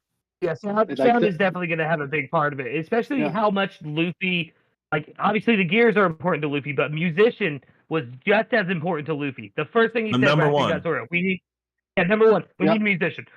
After they were going to go get Frankie, they were like, we need a shipwright and a musician. And it's the music, go on, Q, but the musician thing, it comes up way too much to not be important to endgame. Yeah, I'm just gonna add this. We know about voice of all things. Roger, Luffy hear stuff. But what if they need the opposite? They need them to hear those voices needs to hear something. And maybe that's what they're missing. That's what they're talking. They want a feedback and they're not getting this frequency that they need. It could be a frequency. There's a specific frequency that all those voices are wondering. People can talk to them, but it doesn't connect. It's not compatible. It does not connect. You're not able to connect with your Bluetooth on it. It always shows disconnect. You might hear them, but for them they might not hear as good. You know what I mean? So it could be the opposite actually. They want to hear instead of talking. I think that because Roger said he won't die, and then like Rayleigh told him to ring the bell 16 times. Do you think Roger heard that and like just started laughing? Ooh, interesting. I like that. That'll be my new favorite moment in One Piece if that's what happened. Like, you know what I mean? Yeah. Rayleigh heard the bells ring, or Roger heard the bells ring 16 times. Like from the underworld, like if that's why Rayleigh told him to do that, like I think that would be crazy. That would be my new favorite moment in One Piece if that's what happened. What if he told him to do that because he knew Emu would hear it though? Like Emu is intrinsically tied to 16, so like, what if he did that and was like, send that motherfucker a message, like ring 16 times, let him know you're coming for him. Yo, Match. How you doing? Yeah, that's wild. That is wild. Goodness. Cooking. This stream is like absolutely blowing my mind. Everybody's I'm not gonna lie right now. They don't even know what to say next. Yeah, I mean, there's a lot of different directions like you can go with it, but it's interesting because I didn't think anyone would when I was like, yeah, we'll all do like some updated takes, and mine was going to be hell and stuff. I didn't think anyone would be like that down, but obviously, Long Ring Longland definitely seems connected to a lot of these underworld vibes and stuff like that, and I guess like ultimately it could be that the whole world's connected to these underworld vibes. You never know, but it's always been an interesting island for sure. Definitely. I mean, yeah, you picked a hell of a week to do the stream. I was about to say that, because we played the stream and then one of the most important chapters in all of One Piece dropped. I mean, arguably one of the most important chapters in One Piece dropped. This chapter to me this is like the furthest detachment from One Piece that I felt in a chapter in a long time. You know what like in the sense of like, oh, I didn't think One Piece was doing this. You know, like I didn't think this was actually going to be a thing. Exactly. King Recon was saying the same things. Like, bro, this is the One Piece chapter, right? Like I didn't click the wrong thing. You know, like I'm seeing it's interesting because summoning, incantation circle thing. Whatever. We got the head explosion in the same chapter, and like out of all of it, like that was definitely the thing for me that I was like, okay, well that's obviously intentional because he know, like Oda knows that he can do this stuff. But Well, yeah, like that took me back to like the last time I kind of felt that like, am I reading One Piece was with the whole Shaka situation. I literally was like, whoa, like I had to reread. I was like, what, like what's going on? Like this Full is, metal. and so yeah, this Alchemy. chapter definitely felt crazy. Yeah, yeah. Mhm. I was I gonna mean, say I loved it actually, though.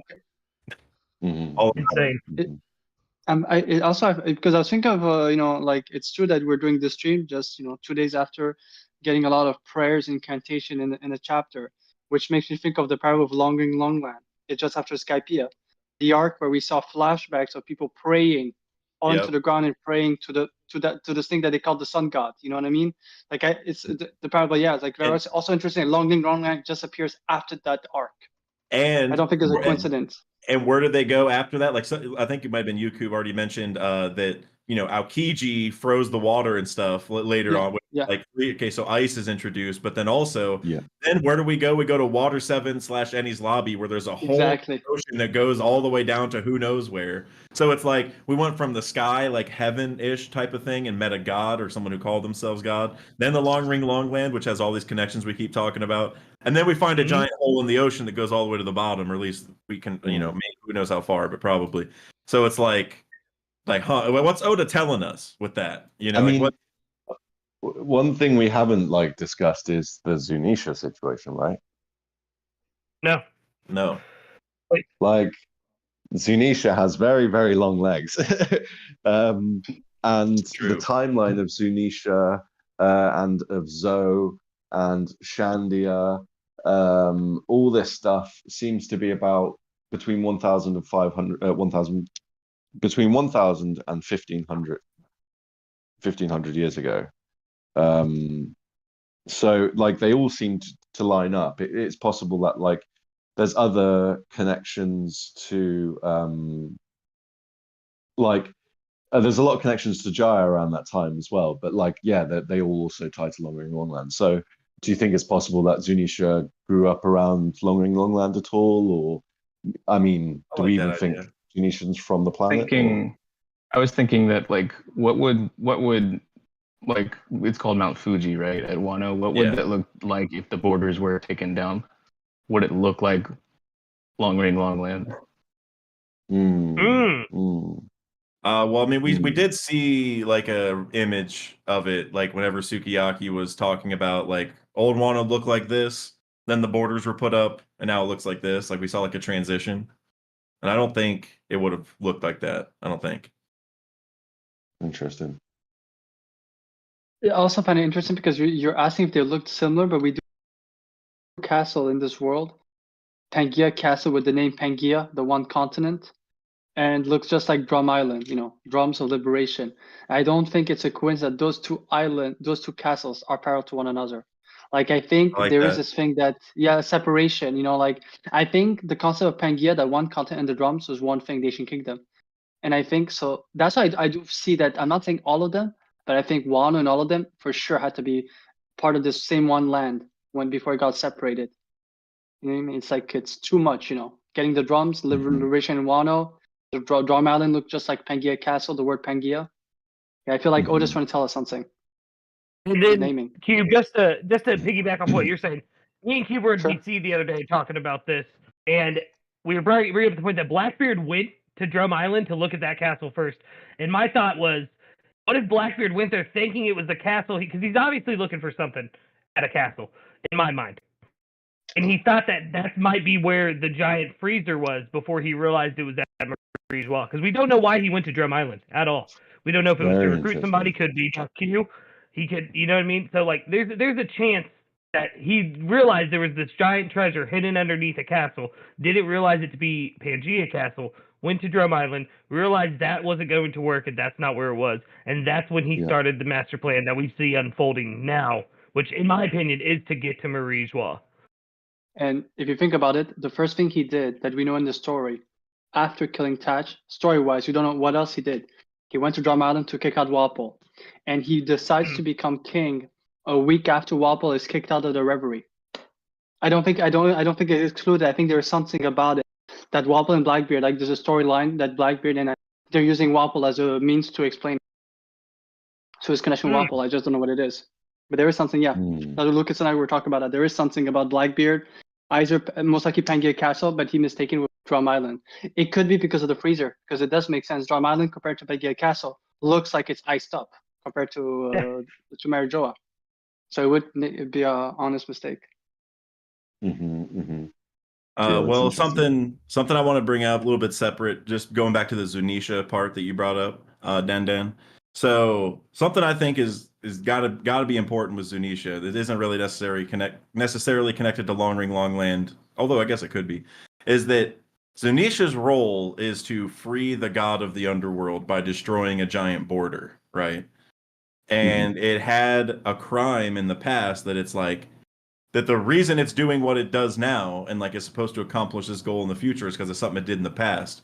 So basically, if it's meant to free the god of the underworld now, being Pluton, by destroying a border, was it involved in destroying a border that released the true god of the underworld back in the day? Right? That was its crime.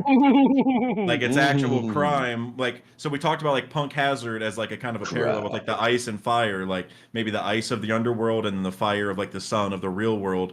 And there's like a middle ground. Like we saw like there's like a river right in the middle, which like the river Styx. I don't know if you want to, make some references there, but it's like there's like a border, I guess you could say, between the two. And did Zunisha somehow temporarily break the border between the two worlds? And that's how Emu got out, or at least partially, or maybe Zunisha did that thematically by messing up during the Davy back fight that Joy Boy was having or something, and caused them to lose. Yeah. That's actually something I was thinking about not too long ago, and I think I brought it up to Cube in one of our like fever random late night theory sessions. But yeah, I was thinking with them referencing, and I know they didn't directly reference the River Styx, but it was like the Japanese version of that. But yeah, if they're referencing.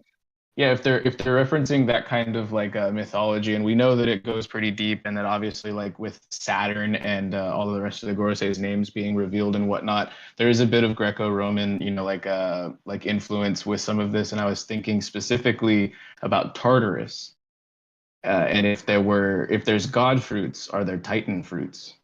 Yeah, or is that kind of what we're seeing with Saturn, where it's like they're not even devil fruits anymore. They're like the origin of those. Yeah. You know what I'm saying? Like they're the actual mythological creatures that they're based on, or whatever. Just to add something to what Dak was just saying about Zunisha as well. We saw the ride fruit was introduced in this chapter as well, so that's kind of interesting. And which is, I don't want bluegrass to appear in any chapter ever again. I don't want that power can destroy the whole story. I don't want. I do not want her to be particularly within. Like Pluton needs a restraining order on bluegrass. We can't. Well, and the Iron Giant. I don't want. I think or a the lot Iron of men Giant would be susceptible to that particular power as well. Yeah, the Iron Giant would be devastating. Yeah, that's exactly it's true. Or just an ancient giant. But just to quickly read out a $10 Oh, sorry. No, yeah. Thank you, Teach, for the boys. Yeah, thank you, Teach, for the $10 donation. Teach, man, we love you, man. Always supporting us. And he says, I think the drum Rockies are hollow trees, not mountains. When the drums of liberation are heard throughout the world during the endgame, Drum Island will intensely reverberate the drums. If you don't know already, Teach, like the whole of my channel is full of like videos on like the fact that the drums are literally half the height between the Sky Islands and the world and the Earth, which makes it like literally cut down trees. It looks like. So I completely agree. But drop me a message in the server if you want to talk about trees, because Smokey and myself are always down. But sorry to interrupt, boys. Carry on. Well, something I want to say, just tying to that just kind of hit my brain is, so I like the tree idea, and something that I think could tie the trees to drums even deeper is like the type of drums that we hear with the drums of liberation are kind of like bongo-y drums. You know, they're not like a drum, like a metal drum set that like a rock set star is going to have. You know what I'm saying? Like they're like kind of like more typical bongo drums. And like those are typically made of wood. You know what I mean? And so what if, yes, they are trees, but what if those trees were cut to make giant drums? And that's like, so it's actually like when you say drum kingdom, it's actually because they turn those trees to drums.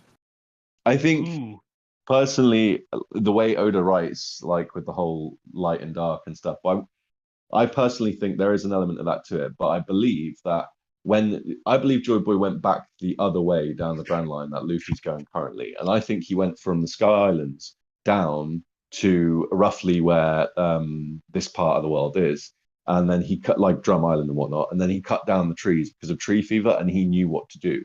And then I'm guessing people were sad about having their trees cut down, but Joy Boy like bangs the trees and he goes, no, no, it's about perspective. You know, now you've got some drums, play music until they grow back. Because he could turn them to rubber and just make those tree stumps drums automatically. Yeah, interesting. Which is where you get the hold on. I gotta get this off my chest. What if Luffy's giant form? That is what its purpose is. To play drums at Drum Island. Like, giant drums of liberation. Who did we meet before Drum Island? Like right before Drum Island is when we met Dory and Brogri. That is when giants were introduced, and then we see the giant drums. Right? Hold up. Sorry, so Chief, go ahead, man. Yeah, I was gonna say, what if because I do believe, I think Denden as well, a believer of the illness that Roger had. I think is the same thing they were talking 400 years ago. That tree fever illness that had people dead. What if it's like the sea? Emu curse people. Like, what if you guys are right about the drums? And a way to stop people is not only make them weak, become ill towards tree. Hence why people are calling it tree fever, because they always had it around trees to stop them from cutting down the trees. Like to stop the people from swimming. It could be something similar. Like Emu made it taboo, and that could have started the illness. That's interesting. Maybe. The idea of the word nostalgia in it as well. Beautiful. Absolutely cooking. So other than that, like, is there, I was just going to quickly see if there any comments that anyone have seen that with some spice in that particularly pop out, or any thoughts off the top? Oh man, I've been scrubbing through the chat this whole time trying to respond to. There's just been too much spice. It's been one of those streams, y'all. Like this is absolutely crazy right now. But Merch Hunter Ricky was bringing up like the potential otter fruit that we might have seen last chapter, and I was thinking about that. That's what the last like kind of nugget I was chewing on from the chat. So what kind of fruit? I'm sorry. Like we saw whack and otter, and then 3-Day pointed out that like it was different in two different translations. So I'm wondering what that'll. I believe it's got to be otter because of the shell, surely, right? Otters are known for smashing shells, and this guy's got a big old shell, flame shell, bicento thing, like. So yeah, I mean. Yeah, just to move off Long Ring Long Land for a sec, is there anything about, like, so I know people had some questions earlier about the new chapter and Kuma and Bonnie. Is there any particular thoughts we have for Egghead at the moment that, like, are, fresh off the top? Oh yeah. Oh, I got one real quick. I just want to say Kuma's getting eaten by Saturn. I'm just going to say that. I think it's interesting you brought up in your chapter review that Kuma might pour Saturn away, but you said it quite casually, whereas there were some other people in the VC the other day that were definite, like were a lot more confident than you seem to be about that idea. So you don't think Kuma's just going to arrive in a pinch and just slap Saturn like through the building? The very first thing I want to say about that is like I would hope that Saturn has like the hockey level necessary to not get pawed. You know what I mean? Like that. I feel like that should happen. Like not like just like we saw with Law's fruit, because Law's about teleporting people, and the Yonko were able to stop that, right? Like not get teleported with whatever you want to call it with shambles, because like it's swapping places, whatever you want to call it. But like same thing with Kuma. Like if you have the hockey, you shouldn't be able to get pawed away. And also, Saturn's got summoned from like a summoning circle. Is even like a physical entity. Like I know Kuma can touch it, like ethereal things, like push out memories and pain and stuff like that. But I'm just like, like Saturn needs to have some mechanic where that won't work. Like maybe they'll cheat and there's a way to get around it, and that's like the point of the arc is like, all right, we got to get Kuma's powers to work to get him out of here, and like so like they have to get some things to happen to make it work. But if he just walks up and paws him, I'm gonna be like, bro, Like that. Yeah, same. How disappointing same. was that? You know, that was so Yeah. anticlimactic. I mean, it is interesting what you mentioned about like, is he even human, or like, what is that form and stuff like that? Because like obviously now we have these references to yokai quite explicitly, and Hmm. when you do sort of connect like yokai and like what they're about and how they're created, you do sort of get like a semblance of One Piece through the fact that like it's usually through some sort of parental issue, like issues with their parents or an issue in their past, like trauma. Like in Japan, you have the whole, if somebody dies in a brutal way, they come back as a bad spirit and they'll haunt you Hmm. and stuff like that. And so we do have the yokai, and they might not be human, but yeah, it could be more of a metaphorical thing. However, we did actually find some interesting other examples. So I think Kumibura, I think, is one of them, is literally Kuma all over. There's one which matches Dragon. I think it's Lucas who should probably explain this, but long story, I'll give it to him in a sec. But long story short is Dragon, like he was 17 at the Ohara. It like Garp, Suru, and Sengoku, they joined the Marines the same year. The following year, Dragon was born, and then years later, the O'Hara incident happened while Dragon was 17. After this, I'm guessing Garp, that's when he went to goes to Sword and retired because he like declined the order, right, to blow O'Hara up initially.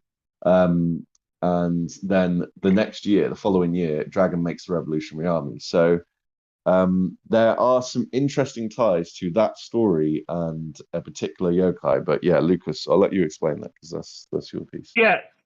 So there's this yokai named I'm pulling it. I'm sorry. I'm pulling up the name so I don't mess it up because I tried suck to at stall for pronouncing you for a Japanese little. names. Yeah. No, you're good. So Toku Tenno, which means Emperor Satoku, and he at the age of 17, or okay, no, his father died at the age of 17, but it wasn't his real father. But when this emperor died, he cursed the land, and when he cursed the land and came back as a yokai, every time he appears, it's with strong winds, heavy rains, and lightning storms. And he always appears before a great time of political change. And every time And he's depicted, he's in green garb. One of them even had a pleat set, like pattern on it that looked very similar to Dragon's tattoo. It's some weird connections there, man. Weird yeah, connections. he's stated to be an emperor as well, and Dragon's name is Monkey D. Dragon. So if you have the Monkey clan from the east and the Dragon clan from the west, then they have a child together. Like the two sovereigns have a child. I'm guessing that's what makes an emperor, right? It makes Dragon Mhm. Monkey D. Dragon, I guess. Shout out So just Terrible to TJ, $10 super chat.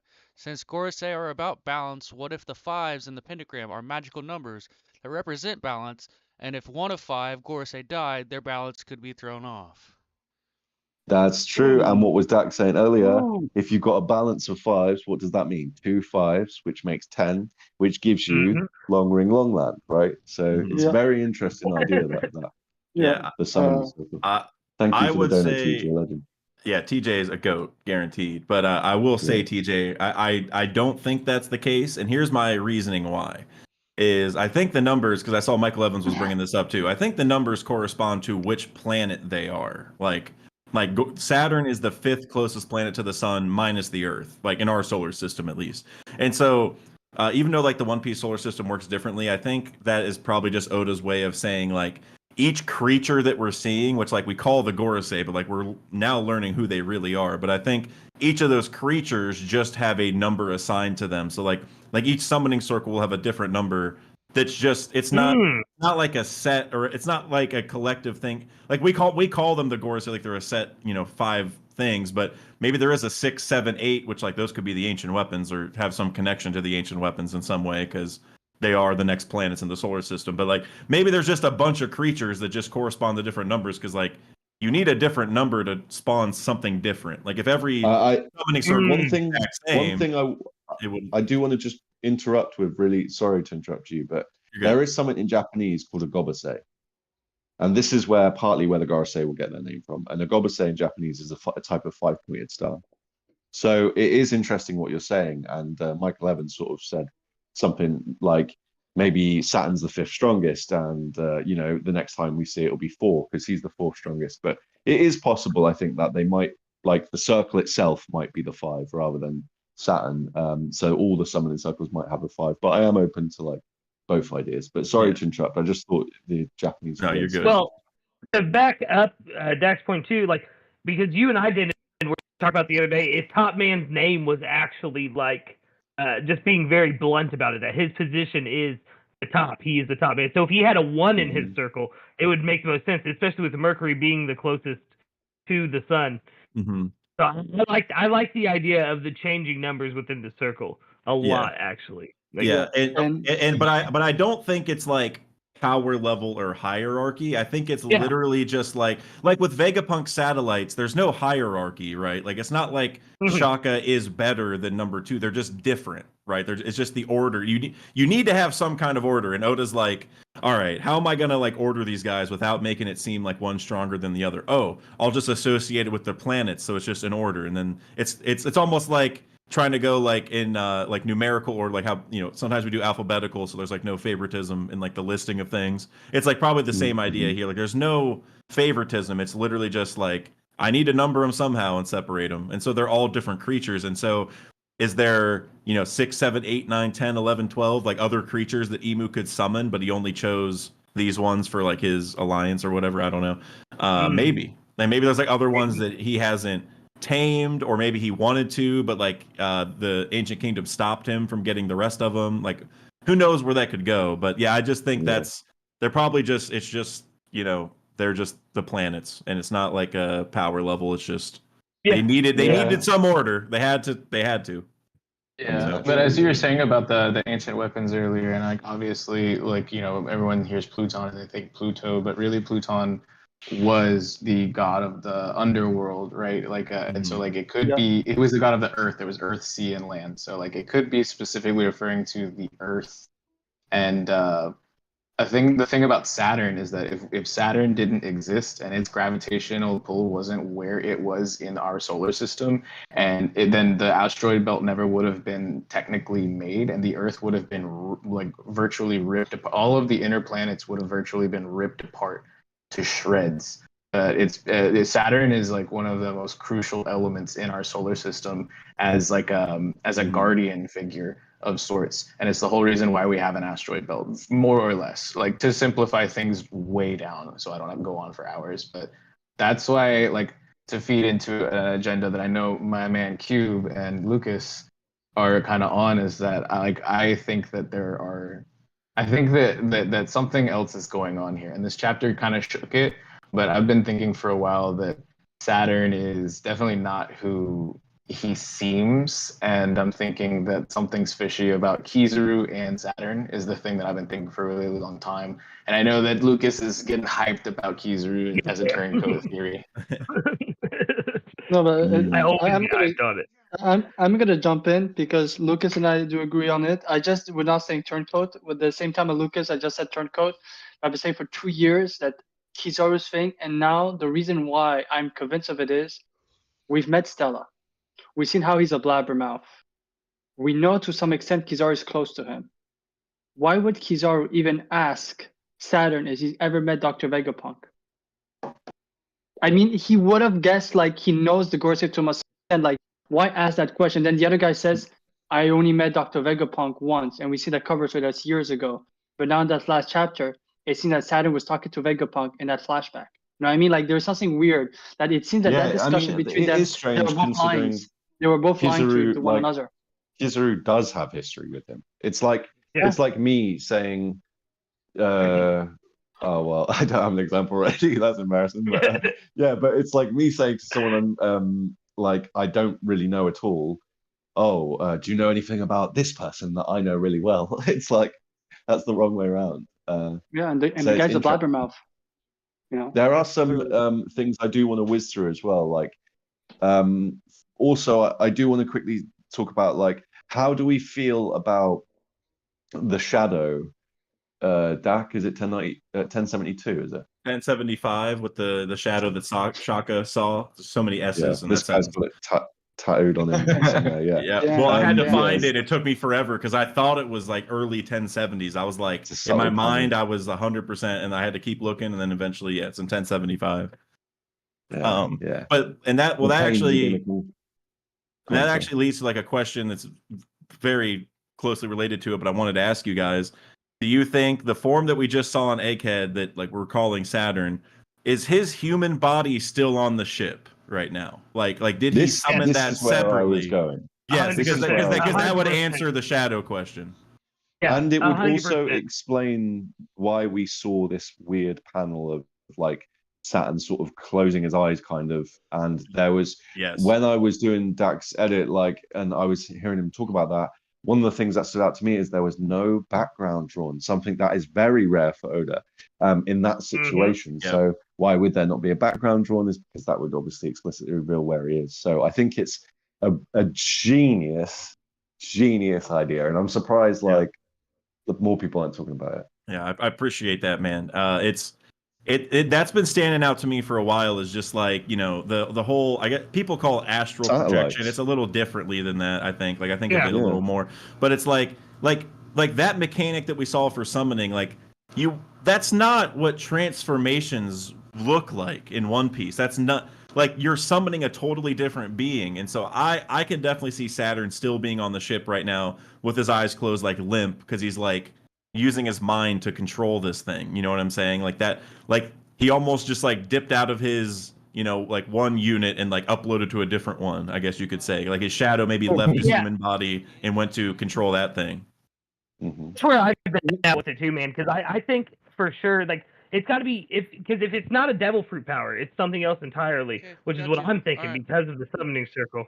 I think that it's like he's almost, if the Gorsei are immortal, then it's almost like he has the initial will of what could have been a devil fruit, but instead he just has the raw power of it, so he has to do a summoning to like bring that power out. It's definitely not his tangible body. Like it probably is tangible in some form, but it's definitely not his body. Imagine this.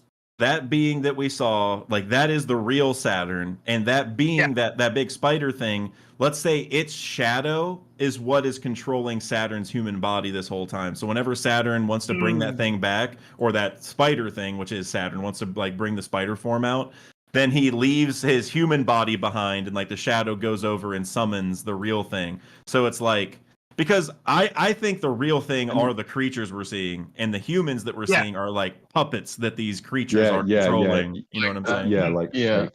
Can I just let me jump in quick? Like, there's a comment here from Joe R. Right, the dude has been in our streams recently, absolutely cooking. I think he might be one of your community, Dak, but he said, "But didn't Haki come out the ground?"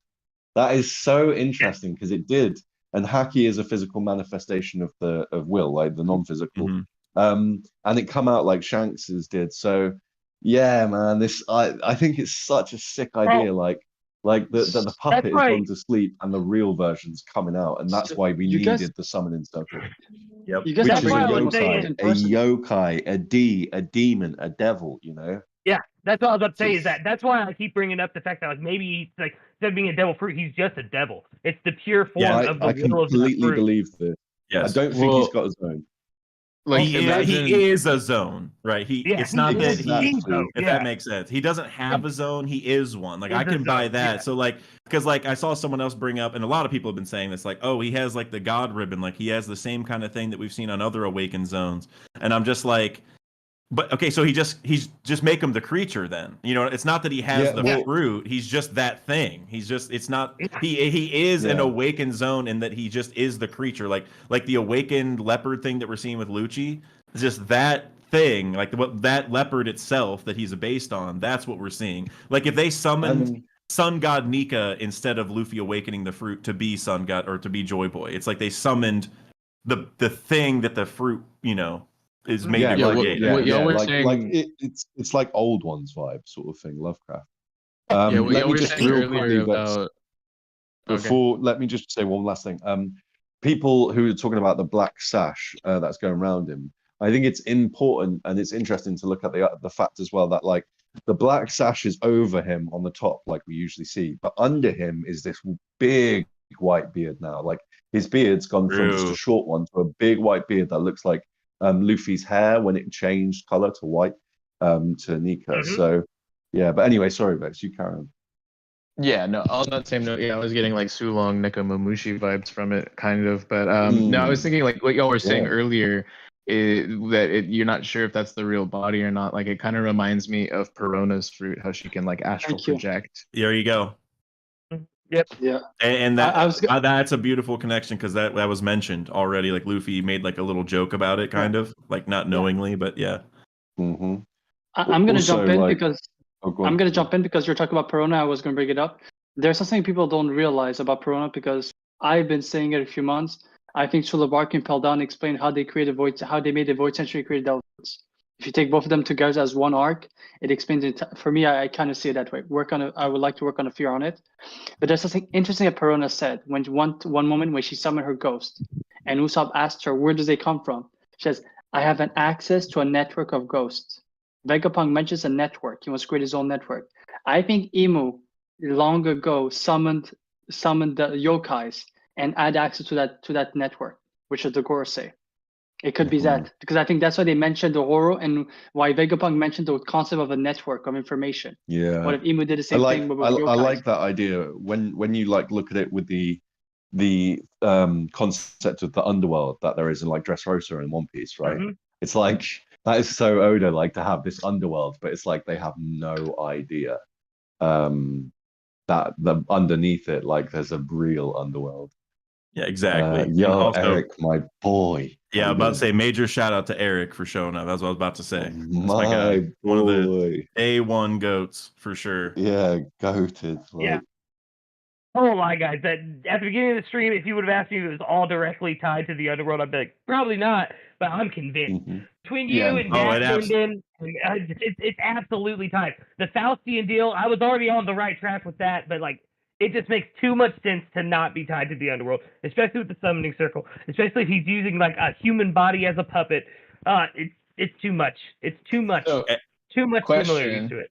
Do you think if it is Yes. an astral projection or some sort of like shadow or something like that, that the photonic gloves would be able to interact with it? Well, Yes. I That's think the idea, I think. Vex, I think you had a comment earlier, like could Kuma or maybe somebody else could Kuma paw It was me. Kizaru? Yeah, it was Yeah, with the definitely me. photonic glove. Yeah. Well, I want to bring that idea back here, and also tying to like the pawing Saturn thing. I think it'd be really cool if like Kuma tried to paw Saturn away, and like his hand just like went through Saturn, and it's like beautiful. whoa, like this is nothing. And then maybe there's like a thing where maybe like they try the gloves because like there's this whole thing of like what's real and not, and maybe like the gloves don't work, and somehow they're able to reason through some other means, like maybe Bonnie has to like de-age him a certain amount to like where he's a human again or Yes. something to Well, where then he's a Cosmorn- physical form. Some kind of combination where like basically like it would be to get him out of there, so like to help with like the plot of what's going on, but it could also be Oda's way of telling us, like hinting what's happening, like trying to make us reason it without telling us, like, oh, so he's not light, he's not physical, he's not, then it's like we can start answering without getting the answers, if that makes sense. No, I So love that. I can see that because I don't want, Which like I is said, I don't the want Kuma to purpose paw of him away, Egghead, in my but opinion. if everyone works together to make Saturn like physical, like he's not doesn't have a physical form right now, but like they do a bunch of things to make him physical, then he gets pawed. That would be really dope because then it's like we learn a lot. So I like that. Yeah, I wanted What to if shout it's- out to Cosmorn for 1 second, really quick, because on that same note, whenever I said that about the gloves, he was like, "No, in that case, the gloves would just fly off of Kuma's hands instead of like." And I thought that was hilarious. It is kind of true, but I guess you you can have imagine to, when you he have to goes to the cut out. bathroom. You have to like cut out the Cut out paw the paw. holes and make hope it works. I That would don't be know. so funny to me, dude.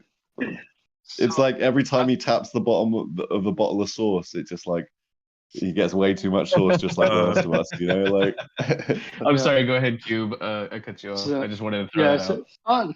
No. You're good. You're good. Well, my first answer is I would be more of a fan of paw him back is he can make him. You know how Bonnie did her death, see people seeing their near death experience. What if Yes. Kuma and maybe because we know with Law he couldn't teleport them, but he could still use his fruit on them. He just couldn't physically move them. What if instead Kuma affects his memories? Like he sent something and instead an internal Or- thing, and then Saturn is reliving I and I from feel that like from that moment. Yeah. Oh, sorry to interrupt you. You kept cutting out a little bit, and I didn't know if you were done or not. Like it wasn't like bad cutout, but it was like every couple words. No, jump in. I have another thing afterwards, but jump in with this one. That's just The one you're that's asking. just fresh. Well, so I like the idea that Kuma like put something in him. I feel like memories like that I mean maybe it's just me, but that goes back to like I don't want Saturn to get beaten this easily. Like I don't want him to like because he knows everything already or most things in the world, you know what I'm saying?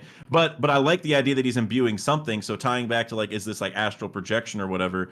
What if Kuma like instead of taking something inanimate out of or taking something like ethereal out of like a physical being, what if he does the reverse? He puts something physical into this ghostly being or whatever Saturn is to make him physical, and then he can palm away. You know, like Beautiful. And this also ties Beautiful. back to the idea that yokai eat people. Like that's like a very common thing is that they eat people, especially the Ushi Oni that Saturn's based on. So what if that's part of it too? Is like he gives himself up, like okay, well I'm gonna put myself into him because then yeah. like then That's it. he's physical, and then they can get rid of him because he's able to It's be the hit. last fragment of Kuma. Yes. I was gonna bring his that up. awakening is It- like he puts it into his hand. I like I was that. gonna bring that up, but I was gonna say it so less eloquently, so I'm glad I didn't. That's fire. Yeah, dude. Kuma sacrificed inbound. I'm seeing it now. And Mhm. Frankie's But about to get his devil fruit. I do have something else in astral projection. Actually, that was my my what I would jump in with. You know how we know that there's a mental aspect to hockey, observation, and a physical Yes. aspect, armament. What if instead of Yes. astral projection is the opposite? He's using his mind to create an actual physical version of himself, like a satellite. Instead of being I mental, it's physical that he's creating. personally like this is what I mentioned about Egghead and like it all being about machinery and like I think that it's gonna be portrayed as a satellite and then after it will be revealed like after his defeat or whatever we move on to the other Gorosei it will then be revealed that maybe like as Dak's saying probably just foreseeing it way too early for Oda bless him but like it probably then we find out that oh no this isn't a satellite that's his actual form and the And the classic body's a example is satellite. yeah, because the classic example is Blackbeard takes the body of a Gorosei hostage, right? And he's like, ha, ha, ha, and then he kills it, and then he's like, oh, scheitzer, you know what I mean? He's like, oh, I'm in trouble here because I thought I killed him, but really I've just Ooh. killed this puppet body thing. Like it's just a corpse. It's just a corpse like Moria was Yeah. doing, but it just looks a lot more real. And he's like he like Yes. stabs it a bunch or something, and like the body like looks like it's dead. And then Saturn sends the shadow back, and the body's just normal, like walk kind of like Zoro, which that's another King of Hell connection because Zoro's always nothing happened. like he's always Yeah. super, like shouldn't be alive, but he still is. It could be another connection where Saturn's Yeah. like all bloodied. He gets up, like, what were you trying to do? And then like heals himself, Like like what puts they say himself back about together. Frankie with the oh, sorry. Oh, Oh, you're good. What did they say about Frankie with the train, you know? No Yep. human could stop a train like that. Like yeah. Yep. I was just thinking, what if it's how sugar, well, as long as she's awake, her food works, right? So in a sense, as long as the brain is light up, it's not turned or off. she's not scared. Yeah, or Then she's not scared, right? What if that's why in Marijoa it's always lighted up? It's for Mhm. to keep the maintaining. Like let's say they do have a fake body, the Gorosei body. But what if the reason they are able to stay in the physical world that long is because Marijoa is always lighted up? Maybe if Marijoa loses its light, they might disappear. You know what I mean? Then, Those versions of yes, they fade into the shadow. The shadows turn into darkness. Yeah. They need light in order for a shadow to exist. So the way to do that is you control the light instead. Or Interesting. or if it all turns dark, that's when Emu can like do like a reset because like everything is one, like every shadow is one thing, and that's when Emu is like, well, okay, this is my time. Like now, every shadow is one. I can control everything at once, and and this is like kind of like a little bit of foreshadowing for like a Void Century idea I'm going to be releasing soon. But it's just like, if the whole world was dark, like it had one shadow, over everything, then like could Emo just like individually control everything at once, like control all the people and like, kind of like we saw with Moria, how Moria stretched ores into different shapes and sizes. Like if the whole world got dark and Emu just control everything at once and like make everyone his puppet and like have like an army and even reshape them into giants, which like the government's been wanting to do forever, and maybe they can't do it again until like the only way they could is if Emu was controlling them all, which maybe only happens at a certain point. Because like with shadows, you can just but also the thing is like Luffy stretches like freely with his rubber fruit, and he's rubber, so it doesn't hurt him to stretch. But if Emu were to Yeah, control he's other shadows and stretch them in any way, they would die like immediately. Like it would be agony to like have your arm stretched if you're just a normal human. You know what I'm saying? Mhm. So it's just true. like, is there going to be a moment where everything's dark and then kind of like we're talking where maybe Saturn is this creature that controls this body that we see? Is Emu going to be able to do the same thing with everybody, around the planet or something like that? Yes, yes. Ooh. And just to just quickly touch on what you're saying and what Coop said, Eni's lobby is the judgment area, and that is obviously permanently light. Mm. But Yeah. there is a spice bomb that I do want to drop on you lot, right? Because we were talking about this in TLA, and I was going to save it for a video because it's so spicy. But considering we're going all out with the shadows and the darkness, Mhm. demons, D-clan, right? Who is the most beautiful and literal example we've seen of this, right? Somebody who suffered from the youngest age, was probably one of the most wanted children on the planet ever, right? And it's the demon of O'Hara, Robin. And what happens to Mhm. Robin in Wano? She physically turns after her awakening, after we've seen her awakening, just naturally, she turns into a huge shadow demon, a Yep. chuffing yokai. So what we're seeing, I think, is like we are seeing the fact that for those who haven't ever seen the background of Whitebeard's flashback, you can see, I'm confident it's rocks, just like in the exact same position as Blackbeard, and it's a flashback about orphans from a war-torn country. And I'm guessing that when you go through this oppression, like Big Mum did at a young age, right, and Kaido did with being experimented on, King did with being experimented on as the last Lunarian, then the result is that of that is this demon. You become a demon. And now to tie this back into what you were saying, Dak, I think the significance with Luffy is that he just never seems that fussed about his trauma. All of these people Mhm. are messed up by their trauma, and like all members of the D clan, blah blah blah blah, or a lot of them are.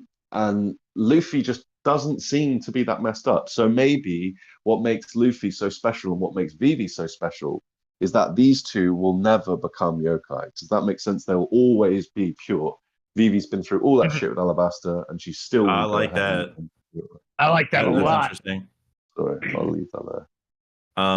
But I think like a very pertinent connection to the Robin thing you just said is also like she did that against Black Maria, spider user.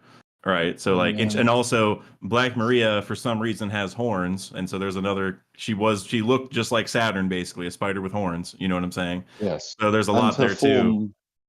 her form was stated to be like manipulated through medicine as well, like a rumble, Yeah. something Mhm. akin to a Yep. rumble balls, which is Yep. science, like Yep. Saturn, right? Yep. And So so I think what's interesting, is Robin has like the flower fruit, and Emu was seen in a room with flowers the first time we saw Emu. And then yes, also like the demon that we saw, that was essentially bloomed. Like that's a flower technically, because like, Robin blooms body parts essentially. And I'm just thinking like, did we just see Saturn's form bloom basically like a flower, like just out of the ground randomly? Like I believe essentially. so. Like that's basically what I happened. So does Emu, not saying that Emu has the flower fruit, obviously, but does Emu have a power that mimics it by being able to bloom these yokai I wherever believe Emu you're wants? bang on, dude. I think that Yeah. this is it, right? I think Black Maria is the zone, which is the lowest form of this spider with horns.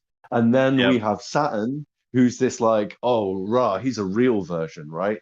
And Yep. then you have Robin, who's like the actual real like yokai. Like if she went head to head, her Yep. yokai form versus Saturn's, we'd see that Saturn's is like manipulated through like science or through will or through through Emu's abilities maybe, like whereas Robin is the pure actual demon, you know what I mean, like just like Yep. Zoro is the Ooh. king of hell, like, and he would go Yep. against Gandhi Gorose. Yep. And speaking of this like blooming stuff, like, and that ties back to the idea that Emu might be the literal king of hell or like the old devil or whatever. Because like maybe Emu has the ability because of the Davy back fight or whatever happened. Like Emu can just summon these demons from a distance, like whenever they want. And so maybe that ties back to Saturn, where like maybe Saturn is that demon thing, and then Saturn was like connected to this human body, and so Emu like granted the ability or whatever. Like, yeah, you can bring yourself up whenever, but only you kind of deal. You know what I'm saying? Like, because otherwise that'd be like mayhem. But like, so maybe Emu Okay. can summon all sorts of other demon, like all the devil fruits that like things are based on. Maybe Emu can bring every single one up and control it if they wanted to. Because like, This is like what Coop was saying about the anchor, right? Like this is genius. So Lily, so like Emu is some sort of like Chad yokai, and then uses Lily's will as the human tie, or Lily's body as the anchor to the planet, right? ooh, Does that make sense? And yeah, then like as you're Yes, saying, it like does. Emu's like the gatekeeper between the two like dimensions, let's say, and Long Ring Longland could be the portal, like we said. yeah. Let's put a pin in that because I actually have something I can add to that spice. But I did want to make sure that we gave our boy his flowers before he had to go. Straw Hat Lucas, the floor is yours, real quick. What? Oh, yes. Thank you all for coming to the stream today. Thank you for joining the chat. And Dak, before I left, I wanted to say thank you so much for joining the stream today. You are definitely, me and Vex both wanted to say to you that you are definitely a figurehead in this community. Congratulations, you're almost to 50K now. I mean, True. you deserve all of the success that you have, and I know you personally inspired me. You inspired Vex, and you're a great friend to the channel. It's always a pleasure to have you on, man. Oh man, that made my day, man. For real, thank you so much. I mean, I've said it before. I can't give enough flowers to the TLA crew for the stuff you guys are doing. You know what I mean? With just like the bringing everyone together, kind of in one thing. So, and I mean, I don't know. I love it every time I'm on here. So, I mean, thank you so much, man. I mean that really means a lot. I don't even know what to say. That was amazing, man. Thank you so we much. love to have Ideas. you. Yeah, that was crazy. That was a hell of a speech there, man. If you need to give like give a speech at my wedding or something, I will, yeah, sure.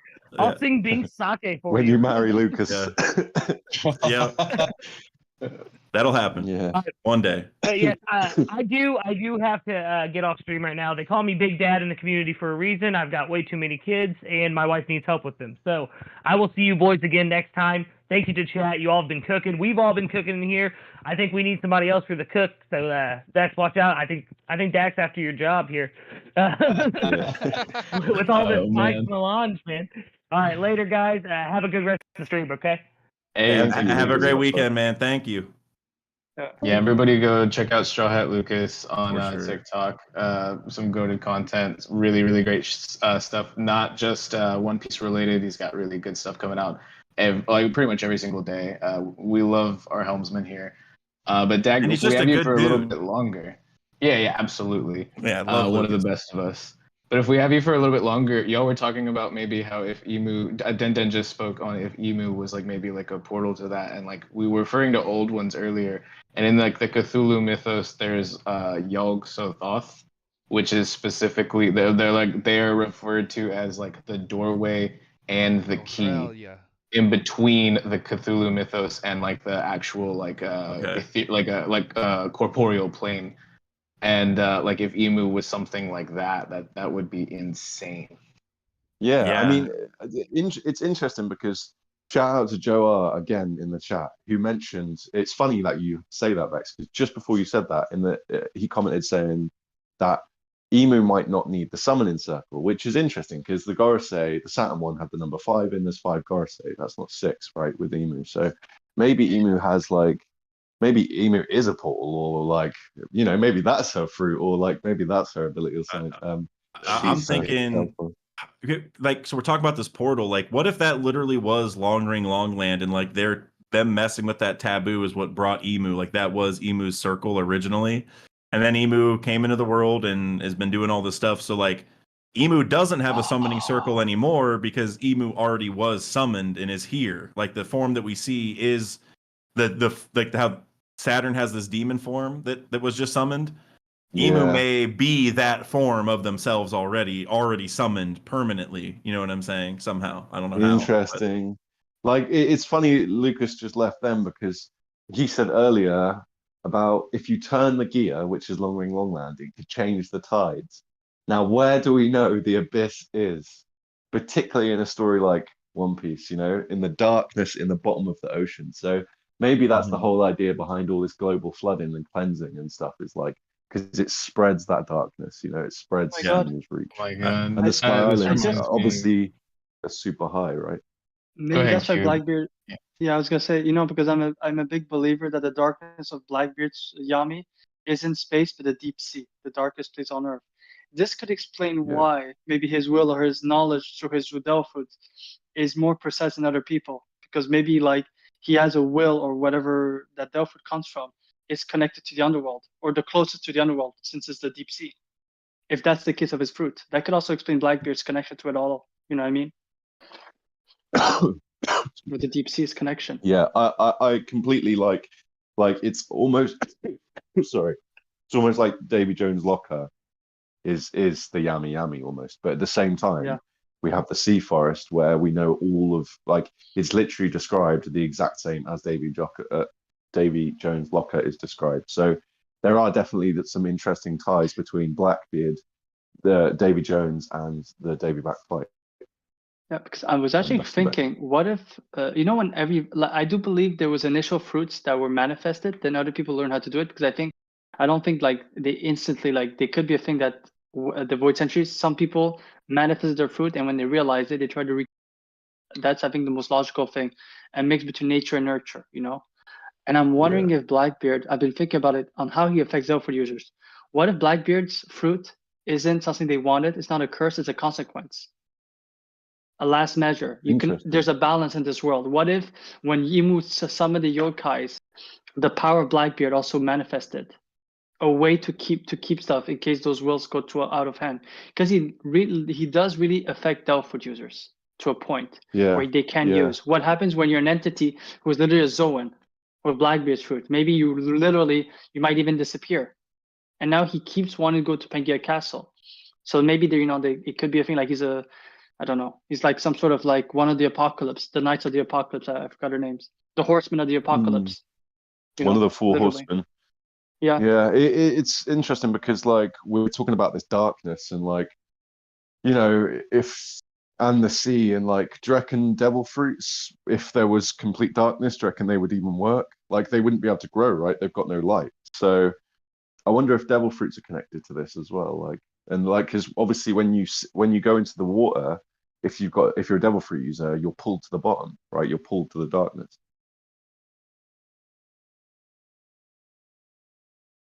That's a common theory that I think I've heard. I don't know. Like I think I brought it up to you guys in the TLA VC the other day. Like if like we have a white sea, like if there were like a whole black sea network. And I know Parr like spit on like a theory about that a long time ago. But if you had the power to control that, that is insane in the world of One Piece. Like the level of influence that you would have. Yeah, yeah. It would explain like the dragon stream and stuff like that as well if there was some alternate sea. Yeah. I feel It's so dumb. interesting. I feel so dumb. I would say, imagine if there's a blue sea, then there is a blue sea. I really felt dumb for a second. Sorry, guys, but I had to share. That's Just Cuba the taking Red sea in Sea real for life. you. You know, only Yeah, thinking of Cuba his the own Blue sea. Sea. Yeah, Okay. Oh my goodness. yeah. There it But yeah, is. but There it is. So let's start like heading towards closing up and everything. So with all what we've just said here, so are we thinking that Long Ring Long Land is some sort of device, whether or not it's some sort of summoning circle or some sort of gear? We think it's a device that might activate like as a portal, like activate the darkness in the world, or I mean, if any of you have seen Lost, I've been desperate to bring it up, but because there's spoilers. So if you're watching Oh, Lost at the moment, I'm gonna drop some wait, spoilers. just Lost, like Yeah. the with like TV Jack show. Shepard and Yeah, Oh, of yeah, yeah, course, yeah. the yeah, best okay. TV show of all Yeah. time. This guy One knows the of birthday. yeah, He's got the wiki up. one of the best pilot episodes for any show of all time, by the way. I think the episode is called Pilot, I'm pretty sure. Yeah, yeah, Um, yeah, Yeah. yeah. but oh my God, that show was gonna capture you. If anyone's never watched that, you will Yeah. be so addicted by halfway through the first episode. Like it Yeah, yeah, I yeah. will say, I'm not gonna spoil anything. The ending is Nah, it's not as good as the nah, rest of the series. I'll say that. nah. But The pilot was good though. the pilot was so damn good. I'll talk about that instead. You know, the first couple seasons though. But I think I know where you're going with this, and I like it. I won't bother explaining because those who know. I know Coop knows. There is a gear that, when turned, moves an island. Let's say so. Um, yeah, so it is an interesting idea, and it's like, before we start closing up and everything, is there anything anyone wants to say on that idea, or Long Ring Long Land in general? Well, Uh, actually, I'm Long gonna Ring jump Schlong in Gong. because it's a lost reference. I thought you were gonna go there. I don't know. I don't know if Dak was speaking about this because we're talking about darkness. Remember what they said about yeah. what they do to keep the darkness afloat? There's a cork, and if you remove it, that's what what was, without spoiling too much, that was a representation of that person. He was a cork that was holding the darkness in one place. Yeah, so it kind of also makes me Yeah, think of yeah, that in One Piece. yeah. Yeah. We're at TLA. We're a fan of Lost Explained, the YouTube channel. So go sub to him if you don't already. Yeah, I But I yeah, might have to. That yeah, show, yeah. I vividly remember, like, I think it was like right when I first got Netflix. That was like one of the first things I watched because my friends always told me how good it was. And I'm Mhm. serious. Like, I watched that first episode, and before you know it, it was 5 in the morning, and I watched like six more, and I was like, Binging. damn, Yeah, bro. dude. It That's goes how it in is at when I first. It watch goes anything. in. The beginning Yeah, is just so addicting, man. Like, yeah, season, I want to say like 4 is where it starts getting a little hairy for me. I want to say it was 4, yeah, yeah, somewhere yeah, yeah, around there. yeah, yeah, but yeah. but the first, especially the first 2, and then 3 is pretty good Three's too, from good. what I Three's good. remember. But 4, I think, from what I recall, that's where it gets a little hard to Yeah, follow, honestly. it was it But was Cube that got me like back into it, and then when I started looking at it, it was one of these classic situations where I was like, oh, whoa, there's loads So of yeah, ties to One Piece, and then like a week later, I'm like, oh, he just obviously watches Lost. I Yeah, was like, for uh-huh. real. okay, yeah, that makes Yeah. yeah, sense. because Yeah, like, it's less of a mystery. hear me out. Just I likes compare American Lost. television.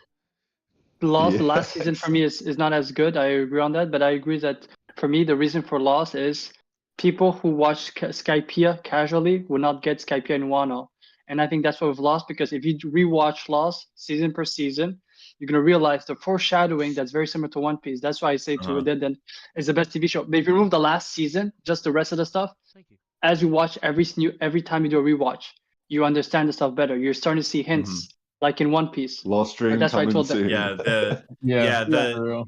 that's what it was. Is like the foreshadowing. Like, I was like, I need to see this. I need to Yes, see what this exactly. mystery is. Like, constantly. And then, like you said, like, there's even times where, like, I remember when, after I watched it, my friends were starting to watch it, and I would like watch a couple episodes with them. It's like, oh, bro, you don't forget that. Don't forget that thing you just said. Yeah. So such a good show. But That was like but the Alright. whole culture. Like, yeah, but and spoilers. I remember for the first time it was around Lost. I think the first time I ever uh remember public spoilers.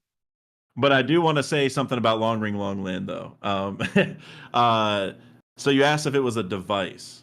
Um, I don't. I don't know if I'm ready to agree that it's a device in the sense of like turning it does something or whatever. But I think it's definitely a device in the sense of like it is a border for sure to block like the tunnel that goes down or however that works to get to Long Ring Long Land. I think it's definitely a device in the sense of like it didn't naturally form that way. Like, it could have been something else that was turned to stone. It could have been something that was shaped that way, whatever. So it's like a device in that sense. But Mhm. I don't know if I'm ready to agree that it spins. Like, and the summoning circle thing is really dope, but I could see some other potential layers there too. Well, I guess, well, maybe. I mean, actually, going back to like Roger and stuff, maybe that's how you get down there. Is like, so like this is like really random, but like in Super Mario 64, there's a couple random places where like you go stand there for a couple seconds and then you just Mm-hmm. teleport to a totally different side of the map. Like, it's just like little Yeah, Easter egg things. And so I'm wondering, yeah, like, maybe that's how it works, is like, hey, you need to like have someone in the middle and someone on each of the 10 points, and then you all just teleport to, or like teleport's like a weird way of putting it, but like maybe it's a summoning circle thing and you get pulled down to it. And like yeah. I maybe that's what mean, Roger's there's crew ways did and or means. something. It could like make a whirlpool or just some sort of Whirlpool, yeah. entrance to the Shurier stream or something like that. I mean, there's definitely like physical ways I think that are possible. I am starting to lean more towards the fact that like the sea needs to drop first a little because I reckon it'll be revealed that, as I say, they're borders, that they're not islands, they're like borders, and that when you go down, there'll be like a city of Long Ring Longland, a long, like maybe a long city, long schlong city. Yeah.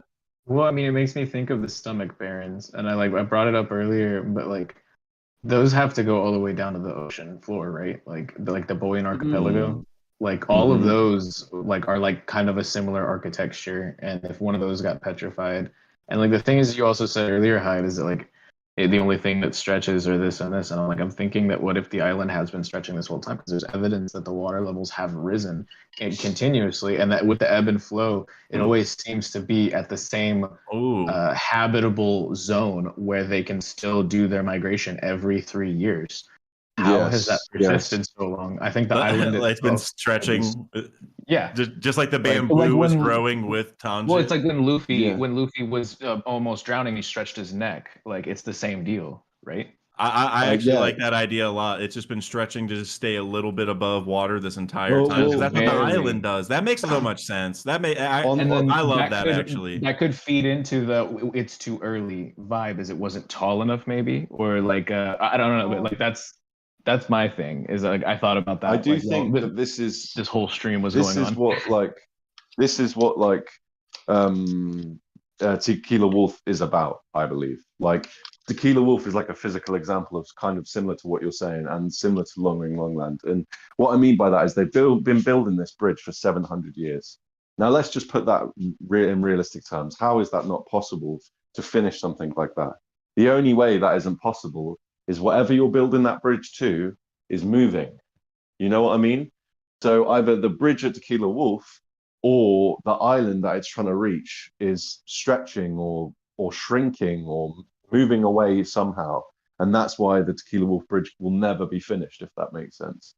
Man, which will I love that. stop, like, where were you in that Dax stream, that members only stream where we were cooking on Tequila Wolf for like an hour? Where were you?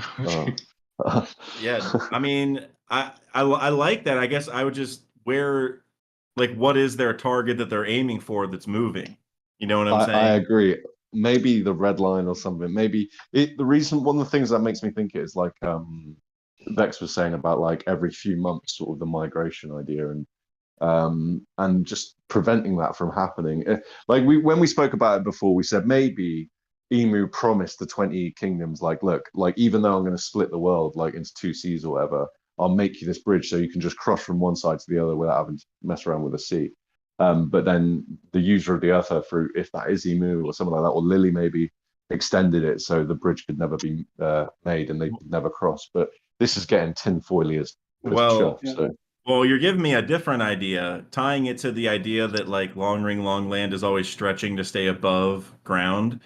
What if part of the reason why why Tequila Wolf is taking so long is because they're building it the same way that I talked earlier about Thriller Bark and Water 7, where Tequila Wolf is floating. So that way, if they ever do flood the whole planet again, then it can just float upwards and it's not sinking. So then they have like ground that constantly moves that they own. I thought about something way darker. If we can touch on the possibility, is when we see like a conveyor belt leading up to Pangaea Castle and Marie Joie and whatnot. What is propelling it? Slaves. Oh, the literal, and so if that's how they're keeping it afloat is by having like fishmen underneath it, like maybe like that would be terrible. Which may be why they created them in the first place. Oh, and like, I was thinking like, since that members only stream where we cooked for forever on Tequila Wolf, I was thinking like, couldn't Gear 5 Luffy just stretch Tequila Wolf to be finished? Exactly, like they're definitely similar. That moment. So like, or they could just go get Pika's stone fruit, and manipulate it, Actually, then you said something and it made me think, and it goes back to what we brought up with Vex about the VV statement about there must be islands, which I think is Mary Joa, at least one of them that is stuck in time. If you have a few islands that are key in the world of One Piece, like Pangaea Castle, that's in the middle of the world, that is stuck in time. So let's say there's no time zone. What if the concept of time, since it's relative, does play a role for Tequila Wolf and all those stuff? Like it's not just that moment. Like there's a specific time on it. Let's say in Annie's lobby, it's GMT, it's EST, 3 p.m. EST at that time. But maybe for Pangaea Castle, it would, for some people it would be like 5 p.m. You know what I mean, EST. So the time will be just completely different from one island to the other. So that could also explain how Shanks came so fast in Marineford. They said he was Pause. so far away. How did he come so fast? We know he doesn't teleport. What if the Pause. concept of time? Yeah. No, Sorry? go ahead. And Karen. Oh yeah. I said, what if the concept of time is a big relative because of some islands do not fit the same? And that could also, and it's just not like it's not time in the sense that there's a specific time with the different islands, you know, at a perfect moment where all those islands have clearly different time zone, even though they're nearby one another. It has to fit all of them. You know, the perfect Beautiful. angle. Coop, You see what I mean? Coop, The perfect moment. beautiful. Which is literally how it works in space, right? Time dilation, right? Yeah. Wild. So yeah, so if each of the 8 kingdoms have their own like situation going on, or time zone, or time frame, or just will, or whatever, then they all have to line up like stars. what, it's not a gyroscope, but like an orrery, yeah, like stars and stuff, or planets or something. And then when they all line up, boom, the laugh tales opened and you can enter the ancient kingdom. Yeah, like it's interesting that Tequila Wolf is also built in. I'm sorry to go back to that a little bit. That it's built in the East Blue, like the chat's talking about it right now. And like, is Tequila Wolf the original Journey to the West? Like, and then Luffy's like speed running it, like, you know what I mean? Because it was built in the East, and like, what's it headed to? Sorry, I was reading the chat, and that just like hijacked my mind. Yeah, it's something I've personally thought long. Out of all the like One Piece mysteries I've ever looked at, Tequila Wolf's the one that I just can never find anything legit about, even in the time skip. It's just too difficult. But like, I know some people have some sick theories, but yeah, I definitely struggle on it, so I can't help you there. Wild. Yeah. Actually, it's the more all of this makes sense, it kind of makes me think of the knock up stream. You know what I mean? If I'm not mistaken, it happens 5 times a year, and it happened on like 400 years ago, and then suddenly it's like 5 times a year. So I do feel, and it seems to, if I don't remember correctly, but wasn't the South bird a bird that was found in a specific moment during the day? That I don't remember if that was the case or not. I don't think it was. Okay, then I'm mistaken for something else. But yeah, I don't know. I Or It was I just think at that- certain places. Or yeah, it would be the only I can't remember exactly, but I think the only mechanic with it that we really knew was just like it always looks south. I think the sounds were just made fun of. Oh yeah, because whenever Nolan landed on Jaya / Andorra, they were like they were like making fun of him for like if that was the sound of the bell, like oh was that what you heard or whatever. That was another thing, but yeah, I don't think they I think it was just they look south, I think. Yeah, I mean, like we going don't back to really know this- anything else. We know that they're only located in like certain parts of the world, and there are north birds and east birds and west birds as well. And if they were to like intermingle, there would be like a northeast bird, because I think Oda confirmed that in SBS. But we don't know anything else about them. Another thing I just thought of, which maybe someone has theorized on this and I've just missed it, but so like we have a bird that's constantly looking south, and dragons always looking east. Is Dragon's devil fruit going to be like an east bird essentially? You know, or is like, he another Hito model, and he's actually an east bird? a Hito model? Yeah, if he has a Hito devil fruit, and he himself is actually an east bird. He's just the whole human fruit. Of the Yeah, East. like a different What about kind of human. what about the Tori, the bird? I mean, guys, it'd be interesting, but it would be like a parallel to tie Dragon and Luffy's to Hito users in a sense, right? Like, or you know, Hito no Mi, a model New Yorker. No, I'm just kidding. That would be funny. like, That would be funny. I think that the Hitos are where we're going at the moment with Egghead and Saturn and all that stuff. We'll find out that like we did with the Nika fruit, that Hitos aren't like so. What my thoughts and feelings are on all this is that there's no like devil fruits. What we knew about devil fruits is about to change forever, and we're going to find out that awakening and all this stuff is different than we think. Like paramecias and zones and logias, it's not really a thing. It's just like a reaction or like a lower level of the fruit, and then true real devil fruits will have the ability to be a paramecia and a zone, or a logia and a paramecia. Like we see Saturn, he's already in this form. I bet you that's because that's his form. He is the zone form. And then his ability will change the environment around him, and it will change like an element or something like that.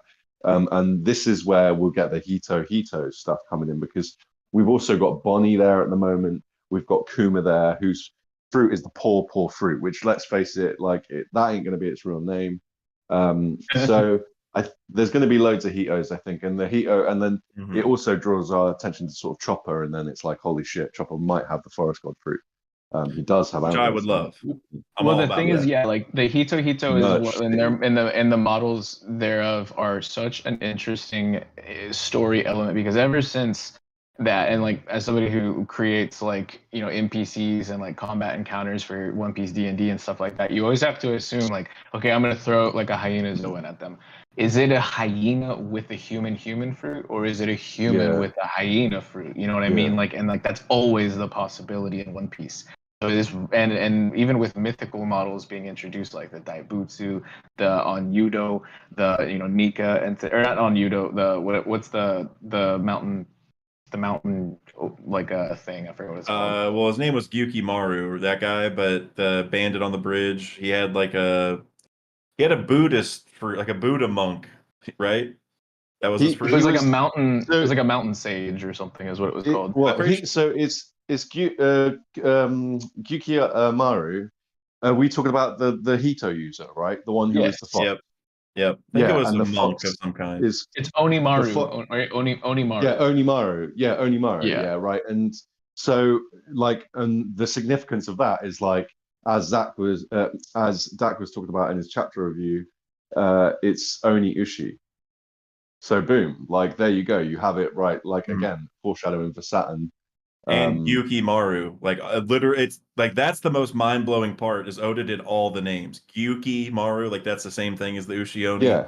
And then Onimaru is led by Ushimaru. Like Jesus. Yeah, so I'm thinking that we will see, and like if I said, if we see God fruits, maybe we see Titan fruits, and I think that might be the Hito model as well. So if there was like a Titan model Kronos or something like that, or like a Hecatonkeri is like a 100-handed one, like all the Titans were even feared by the gods, and they were children of like the primordial gods, and or like the Titans predated the gods in most instances, and so like I think that would be so interesting now that we do have confirmed god fruits. Yeah. Well, I do love Hercules as well, so Titans I'm always down for. And Luffy is kind of like a Hercules character in a way. And if they do exist, I think it's just like, I know they're called mythical zones, but it's just like, what the mythical zones are based on, like, were those real things, and those are what we're talking about. You know what I mean? Like, those are the original things, and then they built these fruits to mimic that. And like that's what awakening is like you literally become the thing in a way, so it's like a step up from it. But it's like the origin is like tapping into it, and then you literally become this Titan or whatever, because like you're the full thing, you're like the reconstruction of the thing, I guess. And that's what I was gonna ask you guys, like, what do you think? Because we were talking about astral projection, and then you brought up like something that I was also thinking on, and you worded it way better than I would have, with Kuma basically being able to put like a spectral form into a separate body potentially with his power. What do you think Hakuba is? Do you think he's like a devil, or like a demon, like that kind of same vibe?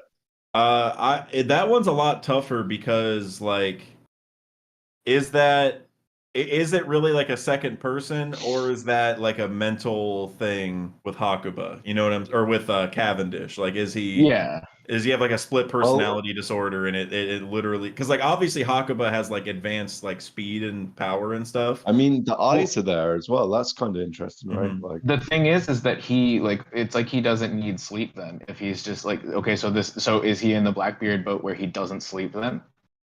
Well, I mean, Because if it's like when he goes to sleep, Hakuba takes over. So yes, but it's when does this body rest? what's our thoughts on the fact that like he was shown in like a London town, right, causing havoc? What's our thoughts on the fact that rather than a yokai, he's like a Jack the Ripper or a Well, fantasy so or his sword you is know, called Durandal, and that's like an actual like French sword that was wielded by like was it Charlemagne, right? Like or like it's like from like oh way really? way back. Yeah, so like Yeah, it's It it's looks sort of interesting. Charlemagne like era. emus. But yeah, that's a Meito blade that he's wielding, and he like it's really interesting, like to think about now that you kind of cracked that wide open in my mind, Dak. That like yeah, we could store, and like is like inherited will was always something that I kind of chalked that up to, and so now I'm just like the lines are getting blurred for me a little bit, and it's interesting to see your takes on it as well, yeah. but. It. Mhm. I also think there's like a overarching layer to this whole thing where like, we tend to think of devil fruits as like not like the de facto strongest thing, but like when we see something weird, we love to just like kind of say, oh, it's got to be devil fruit connected or like it's a devil fruit or whatever. But I think, devil fruits are based off of something. You know what I mean? Like they're all Yes. made with like an Agreed. original thing in mind. And I think that is really the heart of what Oda's trying to get to here is like there's no way it's just that the Gorosei have some strong fruits and they're all, they've been, beaten up on the Yeah. world and taken over. It's got to be that they have the keys to this machine. You know what I'm saying? If that makes sense. Like they know I do. what's I that? agree. I think I completely agree. Just before you were going to say that, I was going to say something real similar. So yeah, completely agree. I think that like Oda will do this with the names, right? Like the naming convention, and like you guys were just talking about mythical zones, right? And like with the Nika fruit, what if just I mean, a fruit grows on a tree. It's got no name. Someone's got to name it at some point. So maybe the mythical zones are just the names given by like mythical zone, like zone people that were significant that had that fruit, like such as Nika. And maybe, yeah, they don't have names. Maybe, like as I say, they're just known from certain users. Like, oh, there was this absolutely giant dude who was actually tiny, and he had a fruit, so we'll call it the giant fruit. You know what I mean? And then as we learn more about them, we learn that, like as I say, fruits can have multiple powers or multiple ways of messing with the physics and the magical world and spiritual world and stuff like No, no. I'm honestly starting to think. I think I told you then, but I'm starting to think that the classification is just wrong. That's what just they needed to name devil fruits. But I think there's a reason why they keep saying when they're devil fruit, I'm a rubber man, I'm a light man, I'm a mushy man. I'm wondering if basically every fruit is a hito to some extent. that. You know what I mean? It's just the naming Hmm. is just off because Paramita just doesn't make sense. If you Zoan and That's Logia, you understand. exactly what I mean about Hitos. Like the Hito is the name for like the fruit. Like Yeah. the what the what the fuck's that? Like excuse my French. That was the first swear word I think I oh maybe not. Very But, PG. Good job, everybody. Like, all thank you. I was like sweating at some points. Like oh it's no, leaking out. we've been really good. Yeah, good for us. Like, But yeah, and Uh, and I believe it's why Blackbeard went to Drum Island, like, is because there was a Hito fruit there, and the only reason why he didn't find it is because Drum was frozen and it was cold, so he couldn't find it. Only an animal that was like just wandering around would find it. Ergo, Chopper. But yeah. and I think one other kind of like cool layer to add to all this is tying it back to like the Black Maria thing. So Black Maria like looked like a different spider, but had her, form modified, kind of like Chopper did or whatever. And if we wanted to read into that even more, maybe like what Saturn is, and like tying back to the devil fruits, like the mythical beings and all that. Like, what if they genetically modified people or creatures back in the day to make them into these mythical creatures that actually existed? And that's what we're seeing with Saturn, like this giant spider thing. Like he was actually like a human was modified to look like that, which tying it back to the Black Maria thing, right? Like she was modified, her power was modified to look that way. So what if all the powers are built off of people who were modified or creatures that were modified to look like different things and like be more powerful for whatever reason? And Hmm. then through some way, shape, or form, that's like incorporated into devil fruits, like, and they're called mythical because like they don't actually exist in nature normally. They're like they're man-made. That's why they're called mythical. Yes. And then the fruits are just ways to make your body adapt to the changes they gave that original body, which like Black Maria was able to have her form look different. Like they were able to alter the fruit, or like, and Chopper does the same thing with Rumble Balls. It's like what Chopper does with Rumble Balls to make his zone form look different than normal. That's basically what devil fruits do to people in general, right? I agree. Yeah. And so I think that's where we're getting, is just like they probably just wanted, they probably made some cool creations, or like, can we make people look like this or whatever. And Saturn is just going to be the actual creature that was made. It had like some high level of power, sentience, and all this kind of stuff, and it's like so powerful that it can apparently have like another human extension to it. I don't know, but it's just like those were all interesting. Yeah, like I don't know. There's just something there, I think, with like biological. It's like very like appropriate that we would see Saturn appear in this like completely monstrous zone-like form, when, as you say, like I think a lot of us agree that like in the end of the story, or towards the end of the story, we'll find out that like, or there'll be a nod towards the fact Chopper's rumble balls are next level science, like way, way, way beyond like all these experiments that have been going on for hundreds of years, trying to make this, that, and the other, like giants and stuff like that. All can be done like from like essentially from kind of like a rumble ball. So yeah, and so I think that'll be revealed. And and so it's interesting that Saturn shows in a zone form, because he, as I said, medicine, science, defense, stuff like this, right? So like it could be that we'll see him in this like big physical form with maybe like some paramecia powers, and then like each Garsei will see like one of them will be more wispy, like one of them will be less of a physical form and more hacky based, or like some weird spirit based or something like that. And then each time it'll be something different. Like one of them will be smoke or an element maybe. The one of them was like kind of at the forefront that saw Wapple, and he looked kind of ghosty. Like he didn't look like a creature. You know what I'm saying? So I could see something spectral like that. Actually, I wanted to touch on. Oh, go ahead, Cube. I'm sorry. Yeah. No. It's just very fast. First thing, Dak and then you were saying about the myth. People just thought of stuff and it's man-made. It actually made me think of the perfect candidate that could explain all of that. Conjuro, his art. When he was not creative and was faking it, it looked very badly. But when he revealed his true self, he literally did an art of Odin, someone who was dead. Yeah, so I think you guys are right. I think, and then at the end of his life, what happens? His form looks just like the first time we saw the Gorsei with Imu. His body, Kazumbo, I forgot the name. He takes the same similar form as the shadows in Reverie as well. Yeah, to touch on like what Dendem you were saying is like, what if they did like law style operations way back in the day, and even to touch on what Tosmorn is saying right now, he says that they don't have to, the figures for the mythical Zoans don't necessarily have to have actually existed in the past, because this opens up another thing, is like with the world government being so into the propaganda and controlling the whole like information of the world. There's the whole, and we've talked about this countless times on VCs, is like if you speak it into existence, and if enough people, if a whole globe believes something to exist, that's I feel like that's extremely powerful.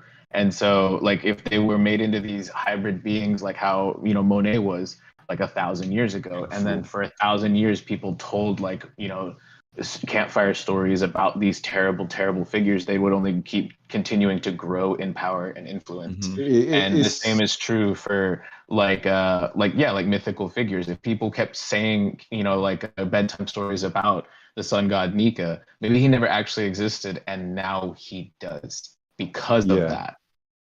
I think like if you're really interested in One Piece, what you just said then, Vex, is deeply the core of what is going on. And like Koob has his own thoughts about basically the word reverie, and like the idea that all these people are in a dream. And like we see it with the Bragman books, no one knows if they're real or not, but that's the point. The history is written by the victor, and none of it's real. And eventually you tell stories and stuff for so long, and when the world's isolated and separated and segregated, you get these different realities, almost like And I believe that is where we're going. Like everyone is in a reverie, because history is not what it isn't the truth. And then that is what Luffy is here to do. And this is why we got this whole dream thing Well, in film Red, like yeah, and what I because put in the the world's chat in like is this that like, kind of oh, metaphorical dream. sorry, go ahead. No, Karen. Yeah, what I put in the chat was like the most interesting thing. We've been going on in mythical zones for a minute, and I was like we know what's next is Elbaf, and like if these mythical zones are just truly fables, that would be a really, really, and you know, Logias were in the forefront of like the main threat, and like that's what we thought were the ceiling of devil fruits for a good while, and now we're obviously seeing that there is a completely new level, and it's becoming more and more and more important, and there's the thought that we would pivot away from it, you know, but I think that this was just opening the can, you know, like as far as like what we could be about to see in Elbaf potentially. Completely. One thing I want to mention that connects to just something I've been seeing Tosmorn talk about in the chat here. Or what up, Michael Evans. Well, Tosmorn, you've been mentioning lots of stuff. Sorry, I got it confused. Michael Evans just said something about the Devil Fruit Encyclopedia. This is something that also Vargon mentioned. I think that's how you say his name, Vargon. He was here earlier. I don't think he's here anymore, but he mentioned this in my Discord. So I just want to combine these ideas. So you know, the Devil Fruit Encyclopedia, like that's like a weird thing where, you know, obviously we can ask like who's been writing that, how did they make it, like were they testing it, or like, you know, nowadays the devil fruit designs kind of tell you what it is, like very obviously, but I'm sure in the One Piece world they don't think like that. You know, they probably had some other way of checking it other than just like looking at it and guessing, you know what I mean?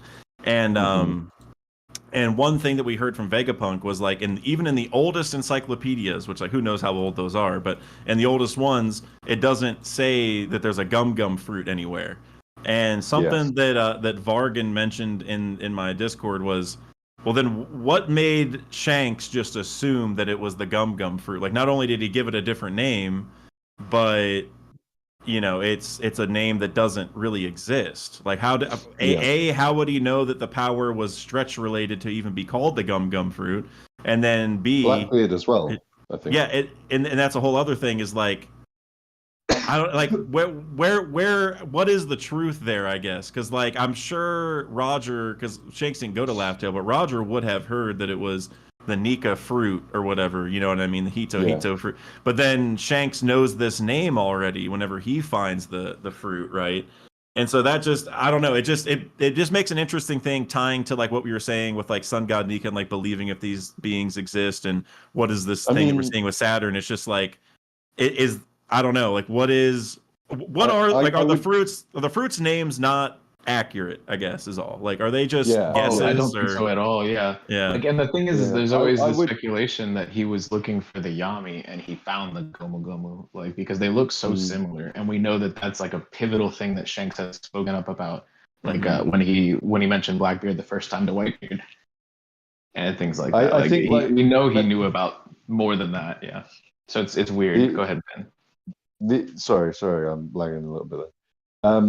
Yeah, I think that like the answers to like what Dak was just asking then, I think they will parallel the answers that we're going to get with like Kuma's Bible and like the time skip and how Kuma knew how to send all these people where they needed to be, is because like, you know, there's going to be some sort of like books that have managed to last, kind of like the Library of Ohara and stuff like that. And like in these books, it gives certain people certain ideas about what is what, you know, like, so there might be an actual encyclopedia of devil fruits where it doesn't have any names and it just has like stuff they found or notes or the original journal or something like from a scientist.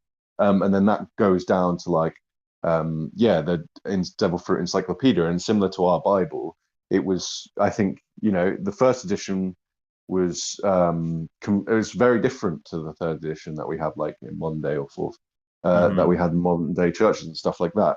And the history gets changes through the gets changed through the levels, and the names will reflect that. And that's the thing is, so like a tone dial or like a dial, you could like a tone dial, you could load a tone dial with any different kind of sound.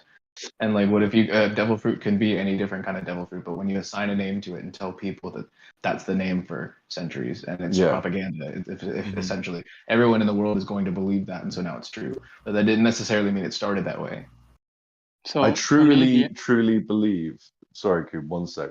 Truly believe that this is why this is why Oda's always had objects that have devil fruits, like a Tanuki teapot and stuff like that, is to show that like this is not like this isn't normal science. Like there is more to Mhm. this. There's a soul or a will, like in the poneglyphs. But sorry, Coop, Yeah. you carry on. Go ahead, Cube, and then I have another thing to spit real quick. so for me, to answer to Dak's question, like, so why did he call it the Gomu and all of that, and why does Luffy's like people don't even talk about this, but normally, well, what we know about fandom and it has been discredited. When you eat the fruit, you know the name of the fruit. Yet Luffy keeps calling it the Gomu Gomu. But he also has a weird thing. Luffy has this quirk of giving people nicknames. I think Yes. it could be a means to protect itself. The Gomu, because I don't believe Nika or Joy Boy is his actual name. It's a nickname. I always believed that actually the Gomu called himself the Gomu that way, and he started doing that maybe to survive, or maybe he never liked the nickname Nika or Joy Boy. Like Mhm. if it's not his real name, and like Luffy does his own unique nicknames for people all the time, his unique ones. So I think it could be something And similar to that. The Gomu changed Robin, itself. Robin always copies them nicknames, right? And Robin has Yeah. these eerie ties to like Luffy and Ace and Dragon. So I know horror. Like I think that's genius. I think that's absolutely genius, dude. And yeah, it's like the name isn't important, right? That's kind of the point in Luffy's just describing what he's seeing. Yeah, and so to add to a little bit of that and to touch on the objects and like the Tanuki pot as well, is that in Japanese yokai, which we all seem to be like doing a lot of brushing up on right now for some reason, there is specifically something that's called tsukumogami. And tsukumogami are specifically, they're supposed to be malevolent spirits that begin to reside into revered or seemingly cursed items or objects and things like that. So Mhm. they manifest through the fables and lores and mythos of just the spoken word throughout generations. So this is Mm. exactly what we were kind of talking about, and that could be like that could be a really big tie-in as well. If yokai are coming into that, that's something I've been cooking up for like 2 years now into my own D&D stuff. But like that's oh yeah, it's definitely becoming a lot more important now. But Interesting. there's Yeah. also Tatarigami, which are supposed to be called curse gods, and so that is they're like straight evil spirits that can completely like resculpt the earth, and they were Okay, feared by let all me of the ask other. something. Let me ask you something then. What in this case, just hearing you say all this, it makes me think about like back in Lord of the Rings and stuff, the magic is like by talking, it's like spelling, right? Which is literally in English why we say spelling is spelling because you're casting a spell. Like if you call someone a dickhead across the road, it changes them, right? You're casting a spell. But do you think in that case that these demons or these yonkai or these yokai or these gorosei, do you think they do have names? And that maybe like saying their names is like I swear that's what people do in like rituals or something for Oh yeah, so in old exorcisms. Like like they say in the old name of the Celtic, demon. yeah, in old Celtic and Fey lore and things like that, there's like and then across D&D and like Lord of the Rings and stuff like that, it's always that a true name holds power. And if your Hmm. name is stated by that of like an archfey, you're now the subservient to like them if they're like an unseelie or something like that. And like if you know their name, now you hold power over them. So yeah, if they're keeping Mm. their real names completely hidden entirely and propagating like alternative names that's also feed their agenda to garner strength and to just pull wool over the eyes of the masses for generations. That's it seems very within like the wheelhouse of what I can expect from the Gorosei, right? Yeah. Agreed. I agree with that. Yeah. God, man, this is the spiciest we've had it in a while. Right.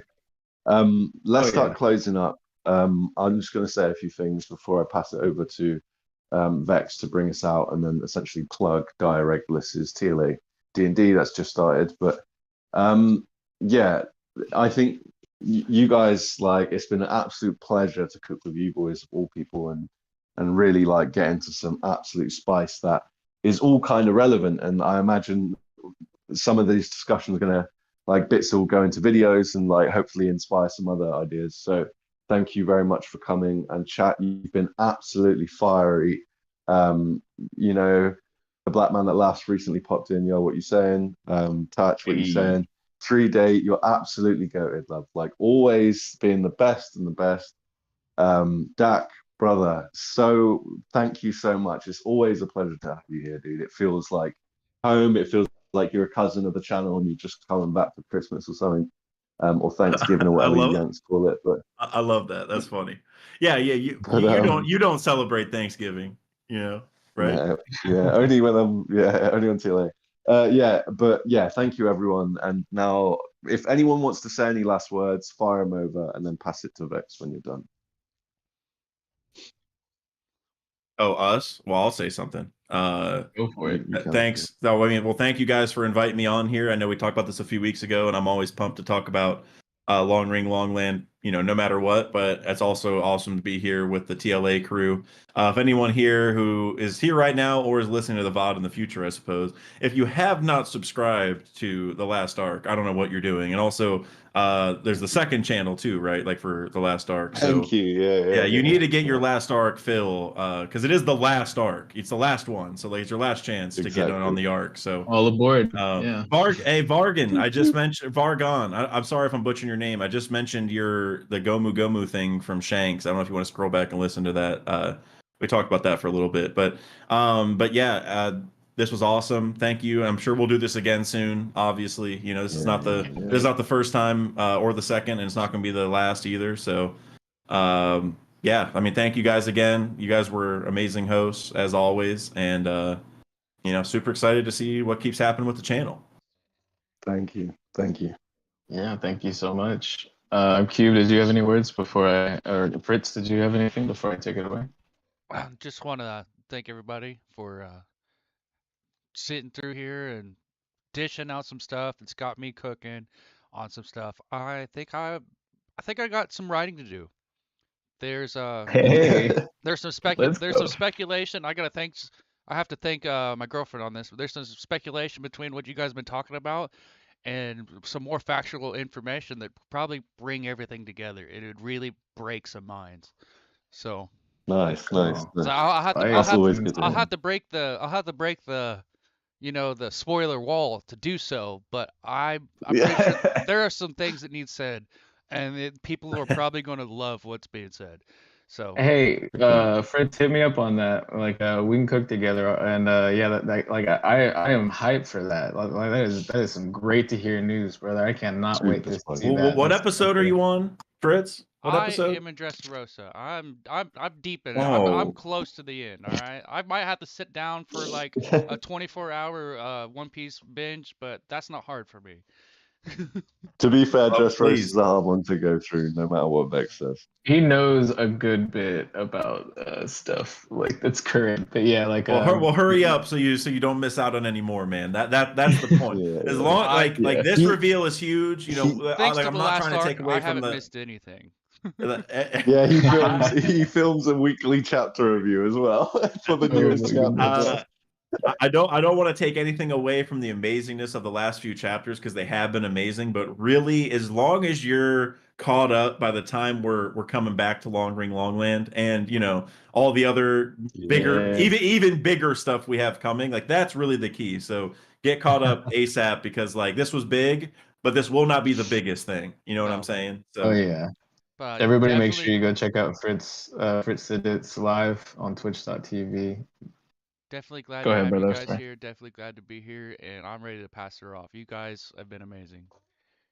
Cube. What's good, So brother? I want to appreciate everyone for showing up. Love the discussion, Dak, as always.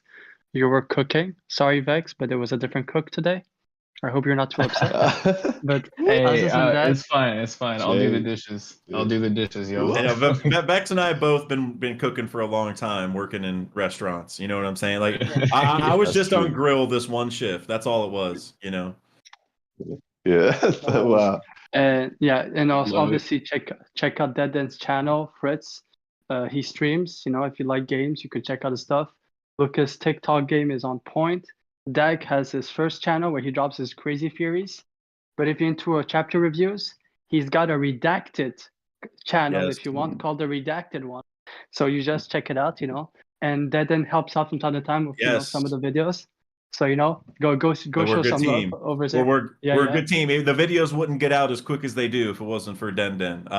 And I also Oh, just want bless. to, and since you mentioned it, I do want to mention real quick, just for everyone who is listening, as if you did watch that video, if you've been listening to my streams, I shout a bunch of people's comments and stuff from like the live streams and my Discord and stuff in those videos. So like they are chapter reviews, but I try to divest a little from like the actual review. Like here's what happened. Like here's the first couple pages, and here's what happened. You know, like literally going through. I'm trying to get away from that a little bit and kind of do just like, all right, let's talk about all the crazy stuff you guys want to talk about right now. You know, like Yeah. that's kind of Yeah. the idea. So And the if stuff you like people that kind of missed and stuff style, like that. The yeah, last yeah, one was absolutely amazing. Like this morning, woke up, appreciate told the that. guy straight away. I was like, "This is one of the best One Piece videos I've ever listened to." I So really yeah, appreciate this that. is. Yeah, we love to see it. Yeah, Cube definitely put it all on the table. Definitely check out Dak's second channel. Den's always spitting fire. We've got lots of spice coming out on the other TLA channel as well. Some theories coming soon. Apparently, Fritz is going to be cooking something up, and you can catch him on Fritz. It's live at twitch.tv. I've been Vexus, the Lurking Legend. 3 Day just plug my channel. I do One Piece D&D every Tuesday. We are the Scarlet Pirates Group 2 solos. Thank you, everybody who has came and been in the chat, stuck around with us. So much wonderful, wonderful interaction with all of you guys For here sure. today. 3 Day, you are an absolute, just amazing. Like we love you so much in this community, and thank you for everything that you do. And yeah, Dak, I can't stress enough just how much of a joy it is having you on and always spitting with you. It means a lot. Like Lucas said earlier, you were a huge inspiration. Still are a huge inspiration for me and a lot of the other people in the community. And we appreciate you for being you and for joining us today. And yeah, we can't wait to have you on again. But we'll close out at that. It's been one heck of a stream, y'all. This blew my mind several times. If anyone wants to like keep up the chat, like you can probably find us straight after this in on Dire Regulus's channel, who's streaming some TLA One Piece D&D right now, which is always hilarious. So yeah, feel free to jump in and have a conversation with us. I'll be in that chat for sure. Yeah, Dire Regulus, you can catch him on Twitch, and he's also got his YouTube, which he's streaming on. Group 3 is on session 21. TLA D&D has been just absolutely blooming, and we've got a new group that also just started. If you guys are interested in being in a One Piece D&D campaign of your own, hop in the server, grab the role, and we'll see if we can fix you up. D&D, Naruto D&D, we got a few things popping up. Yeah, it's a blast in there. So definitely hop in the server, link in the description if you haven't already, and come cook with us. We've got a theory section there, and I do like song of the day and stuff like that in the media like tab. It's always good. So it's been so great having you all chat. This has been my favorite streaming experience. So like this stream has really been something special, and it couldn't have been that way without all of you. So thank you so much. Y'all have a great rest of your day. Bye. Have a beautiful Catch you guys later. Whoop whoop.